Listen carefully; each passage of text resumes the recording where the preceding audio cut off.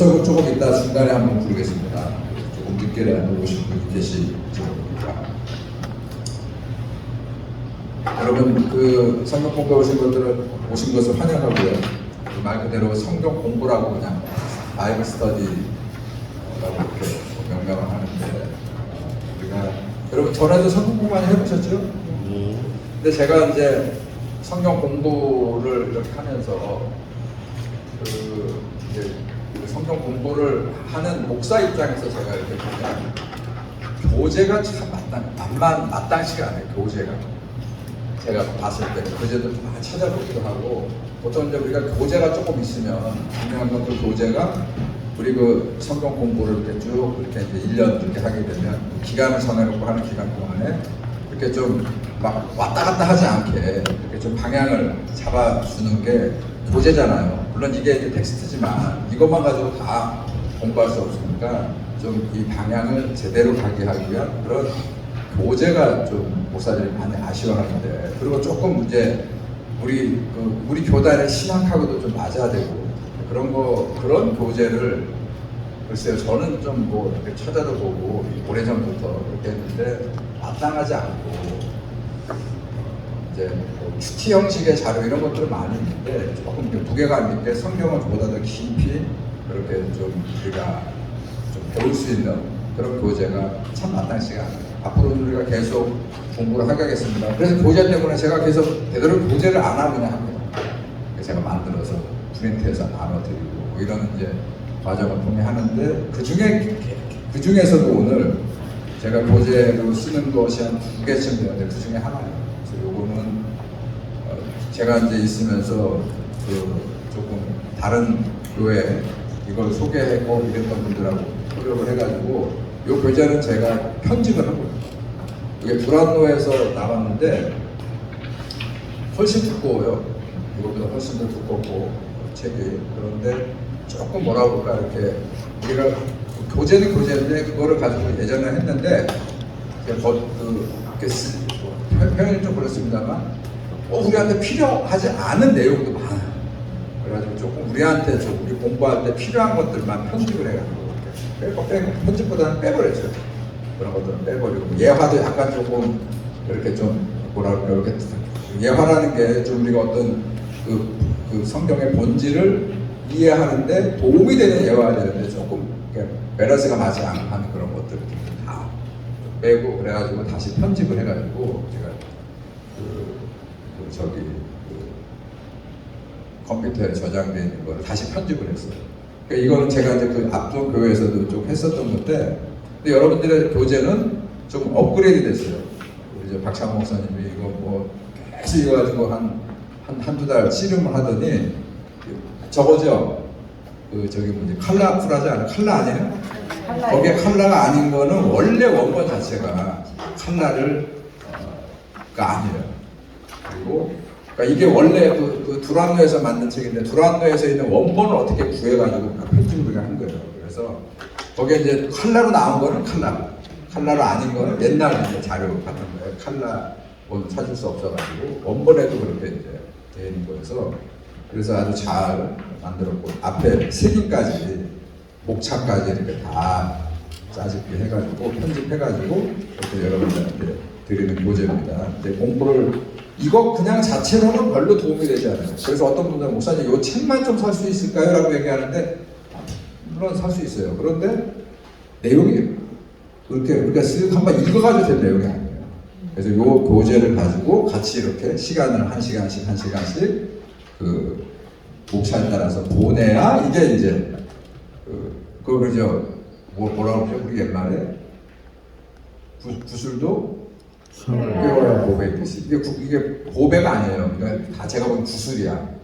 구슬을 잘 이렇게 꿰어가지고 그렇게 해서 이제 여러분들 시간에 보배와 같이 될 수 있는 그런 교재라고 저는 확신을 하고 또 그런 마음을 가지고 한번 우리 접근을 하겠습니다만 다시 한번 말씀드립니다만 완벽한 교재는 없어요.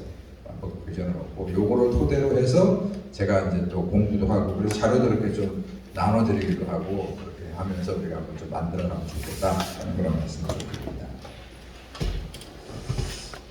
성경 공부 해보셨죠? 옛날에도 하고 청년 때도 하고 뭐 대학 다닐 때 뭐 어디 그 뭐죠 기독 그 저기 학생 동아리 모임 같은 거 열심히 하고 뭐 CCC에 가면 또 거기에서 또 뭐 공부도 하고 뭐 이렇게 하는데 여러분 그 성경 공부의 목적이 뭘 것 같아요? 뭘까요? 뭘까요? 성경 공부를 하잖아요 교회가 목적이 있을 거 아니에요 목표 뭘까요? 뭘 것 같아요? 성경을 잘 이해하고 성경을 잘 이해한다. 성경을 잘 이해하는 것. 그리고요. 하나님의 마음을 이해해요. 하나님의 마음 혹은 뜻이라고 하면 좋겠죠. 하나님의 뜻을 알고 우리가 이 말씀을 받는 거하고 그러죠. 하나님 말씀과 하나님의 뜻과는 관계없이 이 말씀을 우리가 받으면 어떤 일이 벌어지냐면 그 자기 중심적으로 그 말씀을 받아들이게 돼요. 그래서 목사님들이 다 똑같이 목회를 하지만 목사님들 중에 신학이 부재하고 그러니까 우리가 이제 신학교를 가서 신학이라는 걸 공부하잖아요. 그래서 신학교잖아요. 그 신학이 왜 중요하냐면 저희도 대학교 4학년 졸업할 때 우리 그 교수님이 그래서 4년 동안 뭘 배웠는데 이렇게 우리한테 졸업식 마지막 수업에 이렇게 물어요. 그러면 다들 진짜 뭘 배웠지? 성경을 배웠나? 그 성경을 배운다는 게 좀 그렇잖아요. 근데 그 교수님, 그래서 다들 좀 약간 멘붕 상태예요. 이제 전도사로 저희는 이제 지금처럼 대학원을 안 하고, 대학을 졸업하면 이제 군대 갔다 오면 이제 20살, 21살 젊은 나이에 이제 현장으로 가야 되는 거예요. 막 지방으로 막 전주로 오고, 막 순창으로 가고, 막 광주로 가고, 해남으로 가고 가는데 그 마지막 졸업을 앞두고 그래서 신학이 뭐냐고 그렇게 했는데 좀 정리가 잘 안 될 때 그때 교수님이 해주신 얘기였어요.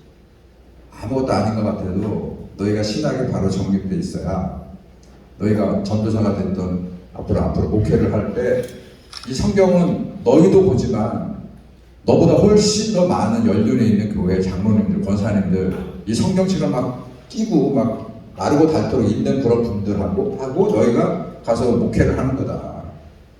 그리고 이거는 목회의 아주 중요한 무기잖아요. 그런데 우리가 이렇게 성경을 오늘 폈어요. 그래서 창세기 1장 1절부터 뭐 몇 절까지 딱 본문을 정했는데 그 성경을 우리도 읽고 우리가 같이 읽는단 말이에요. 교독을 읽든지 이렇게. 근데 여기 서영구 장로님이 저보다 나는 이거 이제 몇 독 했으면 연세도 많고 그러니까 훨씬 더 많이 읽고 훨씬 더 많은 경험이 있고 그런 분들 앞에서 설교를 해야 되고 가르쳐야 되고 그때 중요한 게 뭐냐면 신학이라고 얘기해요. 이상하죠? 성경을 가르치는데 신학이 무기가 되는 거예요. 그 얘기는 뭐냐면 사람들이 오늘 이제 첫날이니까 좀 이런 말씀드릴게요. 사람들이 그 사람이 어떤 말을 하고 더더군다나 그 말이 어떤 자기의 입장을 가르치고 이러잖아요. 어떤 말을 합니다. 그리고 그걸 사람들에게 가르칩니다. 근데 이때 가장 중요한 건 뭐냐면 내용도 중요하지만 그 내용이 이 가르침과 말씀을 듣는 청중들에게 뭔가 아까 이제 의미가 있고 말씀의 의미가 있고 이런 의미를 깨닫고 뭐 더 나아가서 감동되게 하고 뭐 이런 것들이 되게 하려면 여기에 신학이 있어야 돼요. 이 신학이 이 신학이 이 말 속에 녹아 있어야 되고 설교 속에 녹아 있어야 되고 가르침 속에 녹아 있어야 되고 기도 속에 녹아 있어야 되고 성도들의 삶을 이해하는데 신학이 반듯하게 중심을 잡아줘야 되고 그거를 딱 지표로 우리가 신학을 뭘 배웠지 이렇게 하면은 우리가 멘붕 상태로 진짜 뭘 한 거지 이렇게 모르지만 이걸 제대로 1학년 때부터 차곡차곡 이게 쌓여 있으면 그리고 앞으로도 계속해서 신학의 끈을 놓지 말고 전도사 대학 신학대학 졸업했다고 다 되는 게 아니고 계속해서 이 신학적 기반 위에 공부를 하고 말씀을 읽고 또 책을 계속 섭렵하고 그러면서 점점 이 신학을 그래서 진행형이라고 그랬어요. 계속 자기가 목회에 진행을 해가면서 그거를 계속 자기의 신학으로 신학적인 어떤 가치관으로 이런 것들로 세워가면 거기에 다 시간이 지날수록 녹익어서 그가 하는 설교에 그가 하는 가르침에 그가 어떤 교제를 하다가 선택을 하더라도 그 선택이 그냥 어떤 게 좋더래 이래가지고 보는 게 아니고 내 신학적인 생각과 판단을 가지고 아 이런 교재가 지금 이 전주중앙교회에 필요한 이런 것들이 판단되어지게 됩니다. 그런 얘기를 이제 그때는 그 얘기를 들을 때 제가 그냥 아유 선생님이 훌륭하신 말씀 해주신 거지 이 정도로 들었는데 제가 목회를 해보니까 이제 하면서 제가 전도사 때부터 하면 이제 얼마나 됐지? 제가 95년도에 안수를 96년도에 안수를 받았으니까 얼마나 됐죠? 제가 안수 받을 때 저희 딸아이가 태어났어요. 제가 안수를 5월 27일 날 받았는데 5월 25일 날 하필이면 애가 태어난 거예요. 그래가지고 당연히 저희 집사람이 안수식에 못 와가지고 제 동기들하고 안수 3명이 동기인데 다 사모님들하고 못 따라가고 사주실 분인데 거기에 저 혼자만 싶은 거예요. 그래서 다 전부 다 어머 저분은 총각적으로 다 아직 결혼 안 했나 봐. 뭐 이랬던 기억이 나는데 96년도거든요. 그러면 지금 2020 몇 년 된 거예요? 7년 지난 8년이네. 7년이네. 7년. 그 앞에 전도사도 하는 아니 91년도에 제가 아니 89년도에 제가 졸업을 했습니다. 89년도에 전도사가 돼서 했습니다. 그때부터 따지면 그러셨는데 좀 애고 그래도 왔죠. 그리고 이제 그렇게 했는데 점점 우리 여기 부목사님들 계시고 하지만 이 신학은 나는 굉장히 중요해요. 근데 제가 이제 그래서 그런 것들을 잘 정립하기 위해서 막 공부도 하고 뭐 미국도 좀 가보기도 하고 그렇게 했는데 그런데 제가 미국 가서 깜짝 놀랐어요. 미국에 가니까 저희는 이제 당연히 저희 교단 저희는 장로교 다니잖아요. 그 장로교 다니까 미국에 있는 그 PCUS라고 하거든요. PCUS 미국 영합장로교단에 있는 신학교들이 이렇게 있어요. 뭐 여러분 들어볼 프린스턴이라든지 뭐 샌프란시스코라든지 이게 다 이제 이렇게 그 연합장로교회에 속해 있는 교단의 신학교예요. 땅덩어리가 넓으니까 우리처럼 한국신학대학 하나가 있는 게 아니고 장로회 신학대학은 이렇게 있는 게 아니고 그게 주마다 대학이 쭉 그 교단의 신학교가 있어요. 가면 뭘 배우느냐? 신학을 배워요. 많은 분들이 교회에서 자랐던 우리의 학생들이 신학대학을 가면 여기도 많이 왔어요. 한동안은 굉장히 많이 왔어요. 전주중앙교회가 제가 와서 보니까 우리 기라성 같은 선배들이 굉장히 많아요. 그 지금 여기 누구죠? 지난번에 미국으로 돌아가신 강순호 목사님 여기 출신이죠? 아닌가? 여기 출신이시죠? 여기서 목회만 한 게 아니고 원래 출신이시죠? 거기가 76학번이에요. 저보다 10년쯤 선배고 그 다음에 77학번에도 있어요. 여기 전주중앙교회 늘 왔어. 76도 있고 77도 있고 78도 있고 79도 있고 이렇게 한동안 왔어요. 한동안. 그러니까 그때는 교회가 학생회가 컸기 때문에 우리도 여기 오니까 우리 장로님들이 늘 그때 그렇게 장로님들이 막 학생회 활동하고 대학도 활동하고 그럴 때 우리 장로님들 그러죠? 그때 추억이 굉장히 많은 것 같아요. 막 여기가 뭐 돌교회 때문에요. 아주 이렇게 돌교회예요. 계단이 서쪽으로 계단. 동굴 같은 데서 들어가요. 아니 왜냐면 여기 들어가가지고 막 밖에서 놀다가 들어오면 시원해가지고 막 그랬다고 그러고 또 여기서 막 그냥 활동만 하는 게 아니고 또 밤이 되면 막 선배들이 또 후배들 막 공부도 가르쳐주고 옛날에 교회들이 그랬어요. 전반적으로 저도 서울에 있을 때 교회 지금 하고 그러니까 당연히 거기에 은혜 받은 학생들 이런 애들이 어렸을 때 근데 부모님들 가운데도 기도하는 가운데 뭐 불었다고 막 이래가지고 신학교를 보내고 하는 케이스가 많았어요. 신학교를 가는 케이스들. 그래서 저희 그랬는데 그 와서 뭘 하냐면 모든 분들이 우리 교회 예를 들어서 뭐 순종이가 신학교를 갔대, 뭐 정권이가 신학교를 갔대, 뭐 이러면은 성경을 잘 알겠구나 그러는데 신학교는 성경을 가르치는 것이 아니에요. 성경 학교가 아니라고 신학교는 뭘 가르치는데요? 신학이라고 하는 것을 그것도 다 학문별로 분야별로 7, 8개 나눠가지고 그걸 뭘 하냐면 성경도 제대로 보는 눈, 성경을 제대로 읽으면서 판단할 수 있는 그런 어떤 철학과 가치관과 이런 것들을 길러내는 것들을 하고 그것뿐만 아니라 이게 보통 그렇게 해야 되는데 신학에서는 이렇게 얘기하거든요. 이거를 좀 바꿀 겁니다. 안 보이죠? 잘 보여요? 안 보여요? 이걸 텍스트라고 해. 이게 성경이에요. 이 성경이 굉장히 중요한 북이에요. 하나님의 말씀이니까. 이게 하나님의 말씀이니까. 근데 이 하나님의 말씀이 빛을 발하기 위해서, 이 청중들에게 빛을 발하기 위해서는 뭘 알아야 되냐면, 이건 컨텍스트라고 해요. 이게 뭐죠?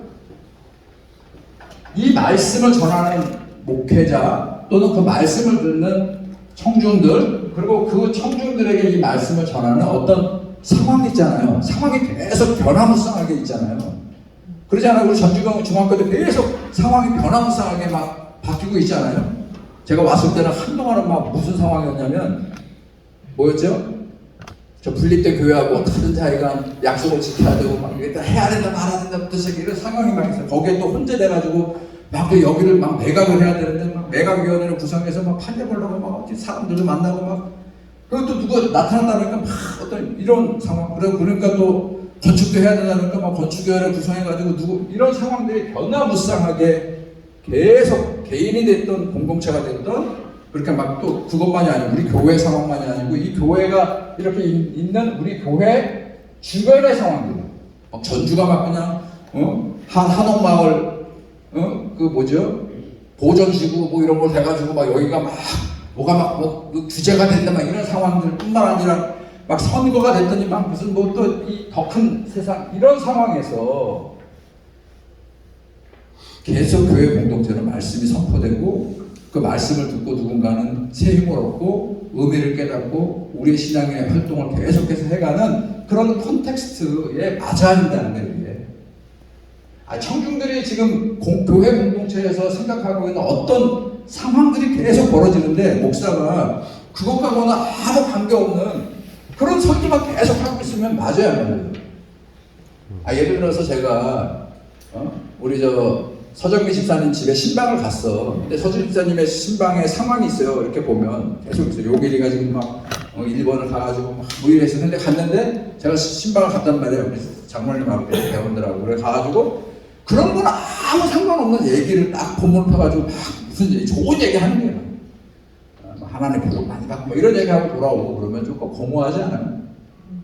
이분은 어떤 콘텍스트가 있는데 그러면 그거를 같이 기도하고 그러면서 거기에 적절한 그런 신학적 판단을 해서 말씀도 선택을 하고 그리고 말씀도 그 상황에 맞게 기도하고 준비해서 이렇게 전해주면 그러면 서정미 집사님은 얼마나 개인적으로 내 어떤 상황에 대해서 그게 진짜 감동이 된다. 그렇게 하나님께서 용일이와 진짜 이렇게 함께 해주시는구나. 부모를 떠나 있지만 뭐 이런 위로가 되고 힘이 되고 이런 거 있지 않아요?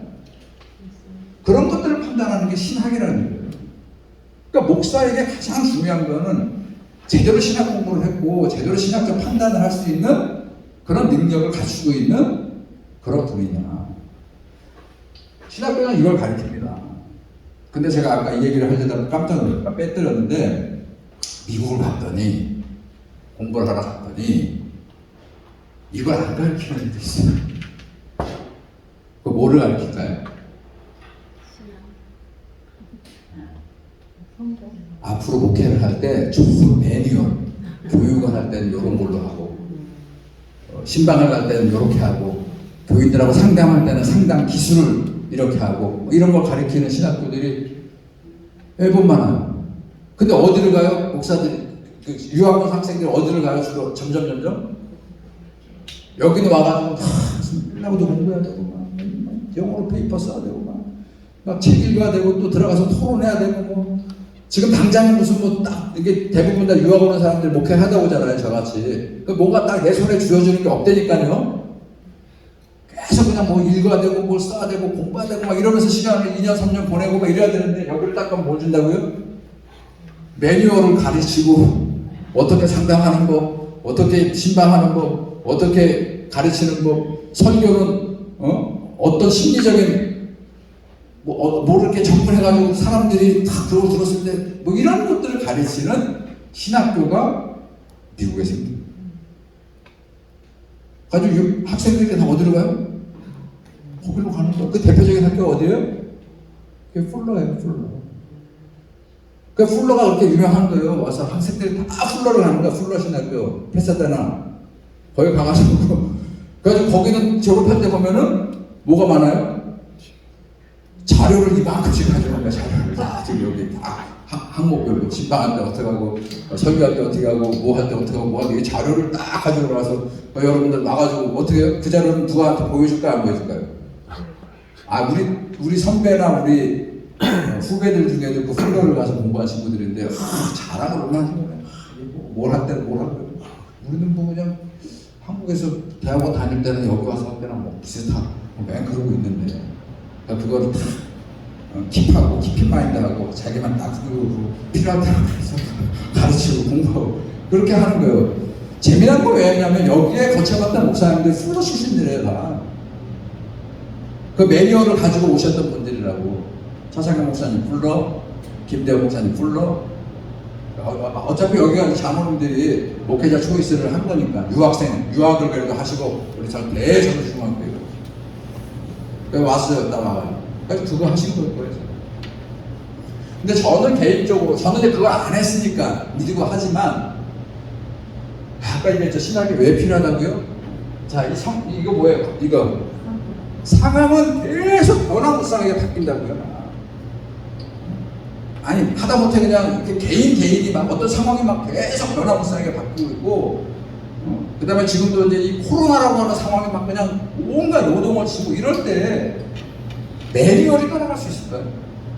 매뉴얼은 규범이거든요. 여러 가지 사례 근례들을 쭉 봤어요. 아니 그게 나쁘다는 얘기를 하는 게 아니라 굉장히 훌륭하고 제가 부러울 정도로 아주 많은 것들을 갖춰서 그렇게 해서 그게 2년 3년 공부를 하고 나름대로 소신을 가지고 나름대로 자부심을 가지고 늘 오는 거라고요. 그런데 저는 이 변화무쌍한 상황에 대해서 판단의 어떤 철학이 신학의 깊이가 짧으면 제대로 판단하는데 나는 어려움이 있지 않을까. 그런 의미에서 저는 왜 이렇게 왔냐면 성경 공부를 왜 하느냐가 나오고 그래서 이렇게 우리가 성경을 보는 어떤 맥을 어떤 철학을 어떤 깊이를 이렇게 좀 짚어가면서 그렇게 공부를 해서 이 성경 공부가 끝나면 아까 얘기했죠. 말씀 하나님의 뜻도 제대로 이해하고 말씀을 바르게 이해하고 이런 것도 있지만 그런 거는 당연히 될 거예요. 그런데 우리가 그런 어떤 성경을 보는 맥, 판단 이런 것들을 좀 우리가 훨씬 더 깊이 있게 볼 수 있는 그런 성경 공부가 돼야 한다는 것이죠.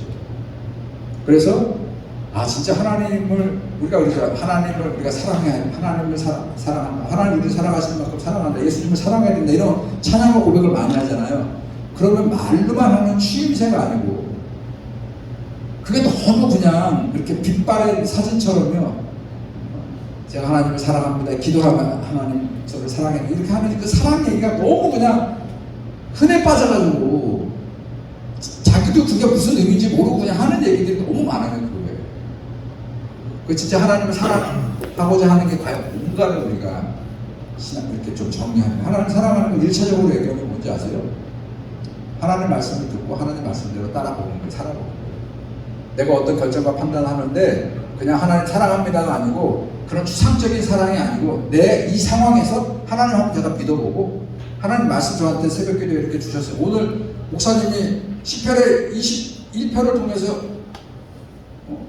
우리가 생각하지 말고 뭐라고 그랬죠? 오늘 핵심적인 게 뭐였어요? 오늘 새벽기도에 영원하신 하나님이 극대한 복을 주시겠다고 얘기를 하신 거니까 지극한 복을 주신다고 하셨으니까 내가 한번 그거 믿고 한다. 그러면 그걸 믿고 내가 생각했던 내 생각과 판단을 일단 유보해보고 그게 안 되면 우리는 하나님을 사랑한다고 하면서 그냥 하나님 나를 도와주라고 하면서 결국은 내 뜻과 반뜻을 그냥 밀어붙이게 만들어져. 밀어붙이는 게 쉬워요? 내려놓는 게 쉬워요? 잘 생각하세요. 밀어붙이는 게 쉬울 것 같아요? 내려놓는 게 쉬울 것 같아요? 어떤 게 더 어려울 것 같아요? 내려놓는 게 훨씬 어렵습니다. 이제 이 정도 되시면 목사가 가장 어려운 게 뭔지 아세요? 내가 그동안 해왔던 경험과 이런 것들을 내려놓는 게 힘들어요. 내 주장을 하나님 앞에 포기하는 게 힘들어요. 근데 막 적지 않은 경우에 많던 적지 않은 경우에 내려놓는 게 그게 하나님을 사랑하는 방법이라는 것을 배우는 거예요. 자, 어쨌든 오늘 좀 얘기가 좀 무거워졌습니다만 그런 마음에. 그 다음에 성경 공부를 하면 지식의 넓이도 있지만 그걸 가지고 뭘 하냐면 활동하셔야 됩니다. 왜냐하면 여기 있는 대부분의 사람들이 교회의 일꾼으로 보여요. 성경이 깊어질수록 열심히 교회를 섬기는 마음이 생겨나는 것, 그게 필요하다는 그런 말씀입니다. 거기에 나와 있는 내용은 제가 지금 한번 나중에 자료로 드리는 거니까 한번 읽어 보시기를 바랍니다. 그 다음에 성경 공부의 목표는 제가 그런 표현을 좀 자주 쓰죠. 성숙하고 성찰하는 것. 우리 말씀 앞에 자기를 잡고 비춰보고 성찰할수록 성숙해져요. 무르익어진다.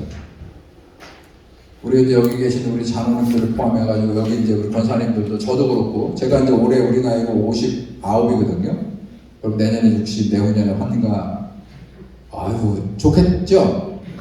그렇게 지금 권사님들 그때가 좋아 목사님. 여러분들은 지금 여기 보니까 이제 60대 중반으로 후반으로 조만간 70을 넘어서 인생 70 올해라고 그랬는데 그리고 이제 70대로 가면 제가 보니까 얼마나 빠른지. 근데 그거 아세요? 교회에 나이가 점점 들어가면 두 분의 존재가 생겨요. 두 분의 존재가 생겨요. 나이가 들어가면서. 여러분 어디가 되고 싶으세요? 연세가 점점 많아지면서 교회에는 노인이 많아지죠? 그러지 않아요? 우리 교회는 노인분들이 많아요. 근데 노인이 많아지는데 또 누구도 생기냐면 어른도 생겨요. 어른도 생겨요. 자, 노인 대 어른. 당연히 여러분들은 누구라고 그래요? 근데 이게 말만 어른이 되고 싶지 실질적인 삶은 다 노인이 되는 거예요. 노인의 가장 중요한 특징이 뭘까요? 노인의 가장 큰 특징이 뭔지 아세요? 네? 그래, 그래서 이렇게 생긴 거예요. 이거는 누구도, 저도 막 객관적 지표로는 이렇게 얘기해요. 그리고 저도 이러고 싶어요. 근데 많은 경우에 제가 우리 이렇게 젊은 우리 박창호 목사님이나 이렇게 이종현 목사님 이렇게 하고 이렇게 목회하다 보면 내가 늙었구나. 또 그거 아세요? 어른을 주로 얘기하는 사람일수록 더 노인이지는 거예요. 저 같은 사람. 근데 이거는 자기 이게 신앙의 영적 상황 이런 데로 두세요. 오히려 목표를 이 컨텍스트를 막 이렇게 추상적인 거 말고 좀 교회가 여러분 개인적으로도요. 이 신앙의 어떤 목표와 주제를 이렇게 정해서 여러분들의 삶 속에서 이렇게 해야 되는 거예요. 가령 또 하나 예를 들어서 이런 거 어디로 가고 싶어요? 어른으로 가야 되는데 한 번에 어른은 없다고요. 어떨 때 노인으로 갔다, 어떨 때는 어른으로 갔다 갔다 할 거예요. 앞으로 컨텍스트가 막 변화무쌍할 거예요. 그럴 때마다 여러분들이 기도하고 말씀 묵상하고 이러면서 자꾸 지경을 어르신 쪽으로 좀 그렇게 살아가는 것도 훌륭한 성도의 삶이에요. 두 번째 예를 들어서 자녀 교육의 문제. 이것도 정해야 되는 거예요. 손자, 손주를 키워주죠. 이거 하지 않는다. 이거 손자, 손녀를 키워야 될 상황에 대해서 할 거야, 안 할 거예요? 이런 게 다는 다 기도와 신앙 속에 어떤 우리의 성숙한 어떤 생각과 이런 것들이 좀 쌓아가는 그런 지표가 좀 됐으면 좋겠어요. 이런 것들. 개인 원론적으로 얘기하면 하면 안 된다 저는. 왜 안 된다고? 그럼 여러분들 머릿속에 뭐가 들어가냐? 목사님이 똑같구나. 교회에서 막 이런 성경 공부도 안 오지 막 애 키운다고 막 교회 주일이 빠지고 그게 아니고 이렇게 생각하셔야 돼요. 여러분들의 자녀들 둘을 키우셨죠? 잘 키우셨어요? 여러분들의 자녀를 잘 키우셨냐고요? 저부터 얘기하면 난 잘 못 키웠어요. 그런데도 그냥 주어졌으니까 키운 거예요, 자식. 셋을 키우고 지금도 키우고 있고. 근데 옛날에 갈수록 어렵다고 근데 저는 진짜 갈수록 어려웠는데 안 그러세요? 그러니까 그게 나는 그때 성공적이지가 않은 거야. 다른 거 봤을 때, 다른 거에 비춰 봤을 때 저희 집사람하고 저하고는 그 애들 좀 아쉬움이 많아. 나름대로. 그래도 뭔데요라고 묻지 마시고 우리가 부모로서 우리 아이들하고만 있는 새 아이들 아쉬움이 참 많아요. 근데 대부분의 거의 99.99%는 나 그런 생각을 할 거예요. 그러면 다시 또 기회가 오면 잘할까요? 그러지 않아요. 저는 자식은 부모가 키워야 된다. 차라리 내가 아직 좀 젊으면 하고 자식 키울 때는 부모가 키워야 돼요. 정말. 부모가 그래도 바른 말 해줄 수 있고 이러죠. 할머니 할아버지들은 여기 다 경험들이 있으니까 할머니 할아버지들은 그럴 수가 없어요. 그렇게 할 수가 없어. 손주들한테 그렇대. 저는 아직은 모르지만 그 무엇보다도 부모가 자녀, 여러분들의 자녀잖아요. 그 자녀를 키우는 그 책임을 져야 돼요. 형평상 안 되는 게 있지만 아니가 그런 말. 나는 아니 이거 지금 뭐 이 얘기를 하고자 하면 아니요. 우리의 신앙의 어떤 성숙이 이런 데서 이렇게 따지면 얼마나 많은 거예요. 교회에서 뭐 하는 거, 사람 관계 어떻게 할 거, 목회자하고 관계도 어떻게 할 거부터 시작해서 우리 직분자면 우리 장로님들은 지금도 피택되셨는데 이런 분들이 제가 교육을 시키면 아마 이런 철학적 교육이 될 거예요. 가장 원칙을 잘 결정하고 물론 사람이 어떻게 원론적이고 원칙적으로만 삽니까? 조금씩 선을 넘기도 하고 밟기도 하고 그러죠. 그러나 그런 것들을 계속 업다운 좋아. 선도 넘어가 보기도 하고 이런 거 좋지만 이거를 놓치지 않고 우리가 신앙생활하고 성숙해지면은 그러면 자꾸 선 안으로 들어오려고 기도하게 되고 생각하게 되고 고민하게 되고 실천해보게 되고 저는 이런 게 정말 우리 성도들의 삶의 신앙입니다. 그래서 저는 이거 좋아합니다. 여러분 신앙생활 잘 하셔야 됩니다. 그죠? 왜 신앙생활이라고 했을까요? 여러분 저는 이걸 더 중요하게 생각합니다. 다르죠? 신앙생활과 신앙은 다르죠? 여러분 생활에서 여러분들의 신앙이 성숙하고 더 잘하기 위해서 이런 공부들이 필요합니다. 자, 넘어가세요. 자, 성경을 보게 되면 성경 하루에 뭐 좀 읽자 하는 얘기 이제 읽으시고요. 두 번째 보면 우리가 성경에 대해서 공부를 하면서 잘 알아야 될 거는 성경의 이 내용에 나와 있는 문화가 있습니다. 이스라엘이라고 하는 민족 혹은 그 백성들의 성경 인물들의 주변 나라들의 문화가 있어요. 그런데 그 문화가 우리하고는 전혀 다릅니다. 전혀 달라요. 그거를 고려하고 우리가 성경을 좀 이해하고 그러면 훨씬 도움이 된다. 제가 그 잠언서의 말씀을 가져왔죠. 잠언서를 보세요. 게으른 자는 말하기를 사자가 밖에 있은즉 내가 나가면 거기에서 찢기겠다느니라. 잠언 26편 6장 13절에 뭐죠? 같이 읽습니다. 게으른 자는 길에서 사자가 있다. 거리에 사자가 있다 하느니라. 이렇게 잠언이에요. 잠언이 뭔지 아시죠? 오래된 지혜자들의 가르침이에요. 인생길의 가르침이에요. 자, 뭘 얘기하는 거예요? 게으른 자를 지적하는 거잖아요. 그럼 여기에 사자가 등장을 했어요. 이걸 우리식으로 이해하면 뭐죠? 뭐 호랑이 얘기로 바꿔 할 수 있고 그런 식으로. 아이고 한 예예요. 이거 뭐 예인데 어쨌든 이런 많은 문화적인 차이가 이게 있는데 그거를 우리가 이렇게 좀 인정하고 알고 이렇게 배워가는 그런 그 과정이 저는 필요하다. 숫자 얘기도 합니다. 뭐 한 예로 그냥 든 거예요. 우리 한국 사람들이 좋아하는 숫자 아시죠? 그래서 삼성이 있는 거고 다 삼세판이 있는 거고 3을 참 좋아해요. 우리 한국 사람들은 3을 좋아하는데 동양 사람들이 특히 3을 좋아합니다. 일본도 3을 좋아합니다. 그래서 우리는 삼성이 석삼자를 쓰잖아요. 석삼자에 별성자를 쓰는 거 아니에요? 그런데 일본을 대표하는 나쁜 기업이에요. 전범 기업이고 나쁜 기업 중에 하나가 우리나라 옛날에 막 강제징용하고 막 군사물품만 만들어가지고 대기업이 된 그 대표적인 기업이 어딘지 아세요? 일본어 아시는 분 조금 아시는 분들. 그 미쯔비시잖아요. 미쯔비시. 그 미쯔비시를 한자로 쓰면 석삼자의 떡잎자인가요? 잔원이 아십니까? 그렇죠? 미쯔비시는 세계 잎이란 뜻이거든요. 잎. 그래서 미쯔비시 아시죠? 이렇게 빨간 걸로 뭐가 돼? 그게 뭐예요? 그게 크로마처럼 이렇게 세계 잎이거든요. 이렇게 동양 사람들은 상을 좋아해요. 우리 한국 사람들 상을 좋아하듯이. 근데 성경은 좋아하는 숫자가 있죠. 성경이 좋아하는 숫자가 뭐예요? 우리 사실 뭐 완전수는 7자, 근데 사실 10이 좋아하죠. 12. 40, 12, 7 이런 것들이 좋아. 우리는 무슨 자를 싫어하죠? 성경은 뭐라고 그러죠? 666 뭐 이런 게 조금 그런 걸 이제 염두에 좀 두면 좋겠다. 그리고 창습적으로 중국 사람들은 몇을 좋아하는지 아세요? 8. 8이에요. 8. 그래서 중국의 영향 때문에 우리가 8도가 된 거예요. 다 옛날에 우리가 지금 조선 8도라고 하는 거는 다 중국의 다 영향권 아래에서 그렇게 해서 이제 미국 중국 사람은 8자를 뭐 아주 좋아한다고 하고 이렇게 얘기합니다. 귀신 얘기도 한번 읽어보시고요.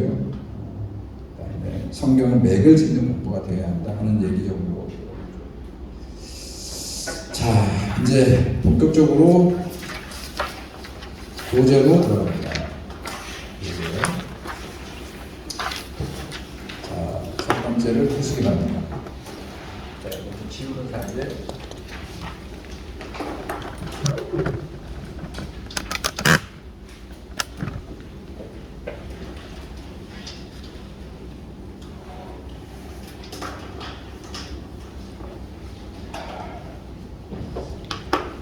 언더우드 목사는 많이 들어보셨죠?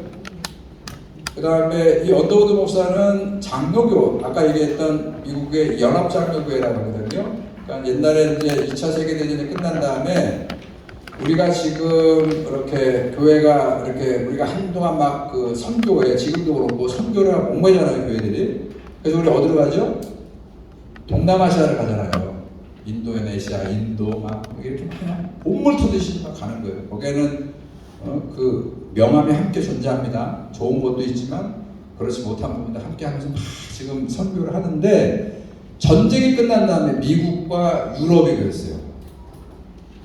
특히 북미 쪽에 있는 나라들, 그 다음에 저 영국 이런 다 기독교 국가들이 전쟁 끝난 다음에 뭐에 꽂혔냐면 우리가 지금 그러듯이 선교에 당회를 열어가지고 선교. 어디로 가야 되냐? 어디로 갈까요? 거기는 아시아예요. 아프리카는 뭐 생각도 안 하고 아시아가 이제 앞으로 아시아로 온 거예요. 그죠? 아시아의 제일 큰 나라가 어디예요? 중국, 인도. 그러다가 조선은 아예 안중에도 없고 조선이라는 나라는 알지도 못하고 중국을 가는데 일본을 가는데 그래가지고 막 하니까 이제 서로 막 보물 터듯이 오니까 좋은 점도 있지만 문제도 많이 생긴 거예요. 갑자기. 그래가지고 장로교는 연합장로교에 다 통해요. 그래서 북미에서 모였어요. 장로교회 총회가 같이 연합으로 선교위원회가 모여가지고 그때 모인 게 미국 연합장로교회, 그 다음에 캐나다 연합장로교회, 그 다음에 스코틀랜드 연합장로교회 뭐 이런 데가 핵심이에요. 이런 데가 모여가지고 분할을 합니다. 분할. 선교를 보다 더 효과적이고 원활하게 하기 위해서 분할을 했어요. 그래가지고 할 때 그때 스코틀랜드 쪽에서 들어온 지금 제가 얘기하는 선교 교단 건전한 교단이에요. 그러니까 독자적으로 하는 독립교단이 아니고 교단이 뒤에서 배경을 해가지고 들어오는 거예요. 뭐가 들어오는지 아세요? 건물이 들어오는 거예요. 그래가지고 건물만 들어오는 게 아니라 의사들이 막 쏟아져 들어오는 거예요. 그게 중국의 혜택을 많이 받았단 말이에요. 그래서 거기는 누가 했냐면 스코틀랜드가 하는 거예요. 처음에. 그러니까 중국의 스코틀랜드에 선교사들 들어가서 중국이 좋았어요. 호혜적이었고 중국의 공산당에 들어오기 전까지는 그랬는데 오늘 여기 나와 있는 이 이야기는 우리 얘기는 어떻게 그러니까 중국은 그 밑에 보세요 한번 로스 선교사 얘기가 나오고 윌리엄스 얘기가 나오고 그러는데 자, 두 번째 먼저 보셔야 됩니다. 스코틀랜드 연합장로교에서 파송한 중국 선교 사역이 언제라고요? 1872년에. 이게 이제 조금의 차이는 있지만 자 그렇게 시작이 됐어요. 그런데 와서 중국에 보니 자, 선교사들은 활동 사역을 한 다음에 1년에 한 번씩 보고서를 본국에 보내죠? 본국에서 돈이 오니까 보내는 거예요. 그러니까 보내는데 보니까 거기에 무슨 나라가 있다는 거예요, 지금? 중국을 와서 보니까 아니 저 아래쪽에 조선이라고 하는 나라의 사람들이 많이 오는 거예요. 근데 어디서 오는지 아세요? 이건 역사 지식이 좀 필요합니다. 자, 이게 제가 잘 못 그려요. 그러다 알겠죠? 이해는 이렇게 되죠. 자, 여기가 중국에 이제 선교사들이 와서 했는데 당시에 조선 때는 이게 다 우리가 이렇게 돼 있잖아요. 그런데 이 압록강을 건너면 옛날부터 고려 시대부터 여기 바로 건너자마자 지금으로 보면 어디예요 여기가? 뭐 어딘지 모르겠지만 여기 고려문이라는 게 있어요. 이건 진짜 문이 아니고 조선 사람들하고 중국 사람들 섞여서 무역 활동을 한참 원활하게 하는 곳이 있어요. 선교사가 거기로 오는 거예요. 왜 왔겠어요? 중국 사람들한테 얘기 들어보니까 저 아래쪽에 조그마한 나라가 있는데 그래가지고 조선에 관심이 생기는 선교사가 생긴 거예요. 그런데 아까 그랬죠. 독자적으로 못한다고 선교사가. 이게 맞아요. 저는 선교사들이 독립적으로 독자적으로 하면 안 돼요. 뒤에 다 스코틀랜드가 있고 캐나다가 있고 이렇게 하니까 고국에다가 알리는 거야. 스코틀랜드에다가. 여기에 좀 가니까 이제 스코틀랜드에 사람들이 막 아니까 그러면 또 자기만 독자적으로 하는 게 아니라 또 하나의 당시로 얘기한다면은 미전도 선교 지역이니까 연합으로 해가지고 여기를 어떻게 할 거냐 이래가지고 협의가 돼가지고 이 조선 땅은 스코틀랜드 선교사가 들어오지 않고 두 개가 결정된 거예요. 그게 캐나다 연합장로교회하고 미국 연합장로교회가 조선 땅을 들어오기로 협의가 됐거든. 장로교는 그래가지고 들어온 선교사가 언더우드. 들어보셨죠? 언더우드가 왜 유명하죠?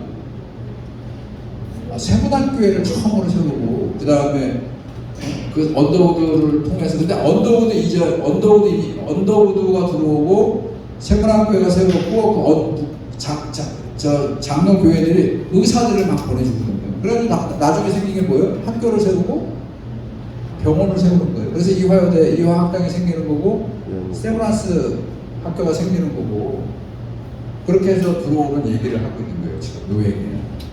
자, 그런데 이렇게 미국 장로교회와 캐나다 연합 장로교회가 조선 땅에 이것도 나눠요. 지역을 이렇게 제가 보기엔 나눠. 어디까지는 미국이 하고 어디까지는 캐나다가 한다. 이쪽이 아마 캐나다일 거예요. 이렇게 나눠가지고 들어왔는데 이 고려문에서 조선 사람들이 왔다 갔다 하는 상인들이 왔다 갔다 하다가 누구를 만났냐면 그 얘기를 하는 거예요. 지금 이거는 역사 얘기를 좀 하는 거예요. 자, 그럼 그 상황에서 어디를 보셔야 되냐면 자, 거기에 보게 되면 고려문까지 왔는데 입국에는 실패를 했죠. 당연히 당시에는 세국 정책을 썼으니까 그랬는데 로스선교사 하나 둘 셋 다섯 번째 보세요. 백시성을 가진 어떤 조선 상인이 한문으로 되어 있는 단행본 성경을 받은 게 마태복음이에요. 이 사람이 그거를 가지고 그냥 아무 생각, 그리고 옛날부터 이 소위 떠돌뱅이, 장돌뱅이들이 사람들이 훨씬 개화가 잘 되잖아요. 가지고 그 성경을 들어와서 집에다 뒀는데, 그거를 그 아들이, 백홍준이라는 아들이 그 성경을 보고 자기 친구들하고 그거를 한자가 돼 있으니까, 당시에는 다 한자를 다 술술술 읽으니까 그거를 친구들이 함께 돌려보면서 은혜를 받는 거예요. 그러니까 선교사가 조선 땅에 안 들어왔는데 이미 하나님의 역사는 조선 땅에 어떤 상인의 아들을, 상인이 받긴 했는데 상인이 그냥 가지고 와가지고 우리 옛날에 그런 거 있잖아요. 전도형 성경책을 집에다 쭉 던져주는데 그 아들이 그거를 보고 친구들하고 감동을 받아가지고 그래가지고 이미 교회가 복음이 들어오기 전에 이미 조선 땅에 이런 젊은이들이 몇몇이 생기게 됐다는 그 얘기를 하는 것이에요. 그래서 이 사람들이 어떻게 됐냐면 이 다 상인의 자식은 상인이 되는 거잖아요. 옛날은 무조건 그렇게 되는 거예요. 농사꾼의 자식은 농사꾼이 되는 거고 상인의 자식은 상인이 되는 거고 양반집 자식은 공부해가지고 등용을 해야 되는 거고 못하면 인간 취급 못 받는 거고 또 똑같아요. 그러니까 이 백홍준이라고 하는 이 친구들이 다 뭐 하는 사람들이 될까요? 상인이 되는 거예요. 고려문을 가서 마음에 감동이 있으니까 그 선교사를 찾아가는 거야. 선교사가 찾아오는 게 아니고 그 얘기를 하는 거예요. 그래가지고 이거를 우리가 이렇게 감동을 받았는데 한자를 모르는 사람들에게 한글로 이 책을 번역하면 어떻겠느냐 이런 제안을 해가지고 로스 선교사를 통해서 번역기를 모았다. 이거는 그 조선 그 기독교 역사에 나오는 얘기예요. 자, 그 얘기를 여기가 다루고 있습니다. 자, 그래서 최초로 그다음 중에 그 번역을 했던 사람들, 그 백홍준을 포함한 이응찬, 이성아, 김진기라고 하는 사람이 세례를 받았대요. 언제 받았대요? 1879년. 이 숫자를 잘 기억하세요. 아직 언더우드가 이 땅에 들어오기 전이에요. 자, 그 언더우드 옆에다 써놓으세요. 그 1번으로 올라가셔서 언더우드 목사가 26살 총각이에요. 총각이었어요, 당시. 26살 언더우드가 1885년 4월 5일 부활절입니다.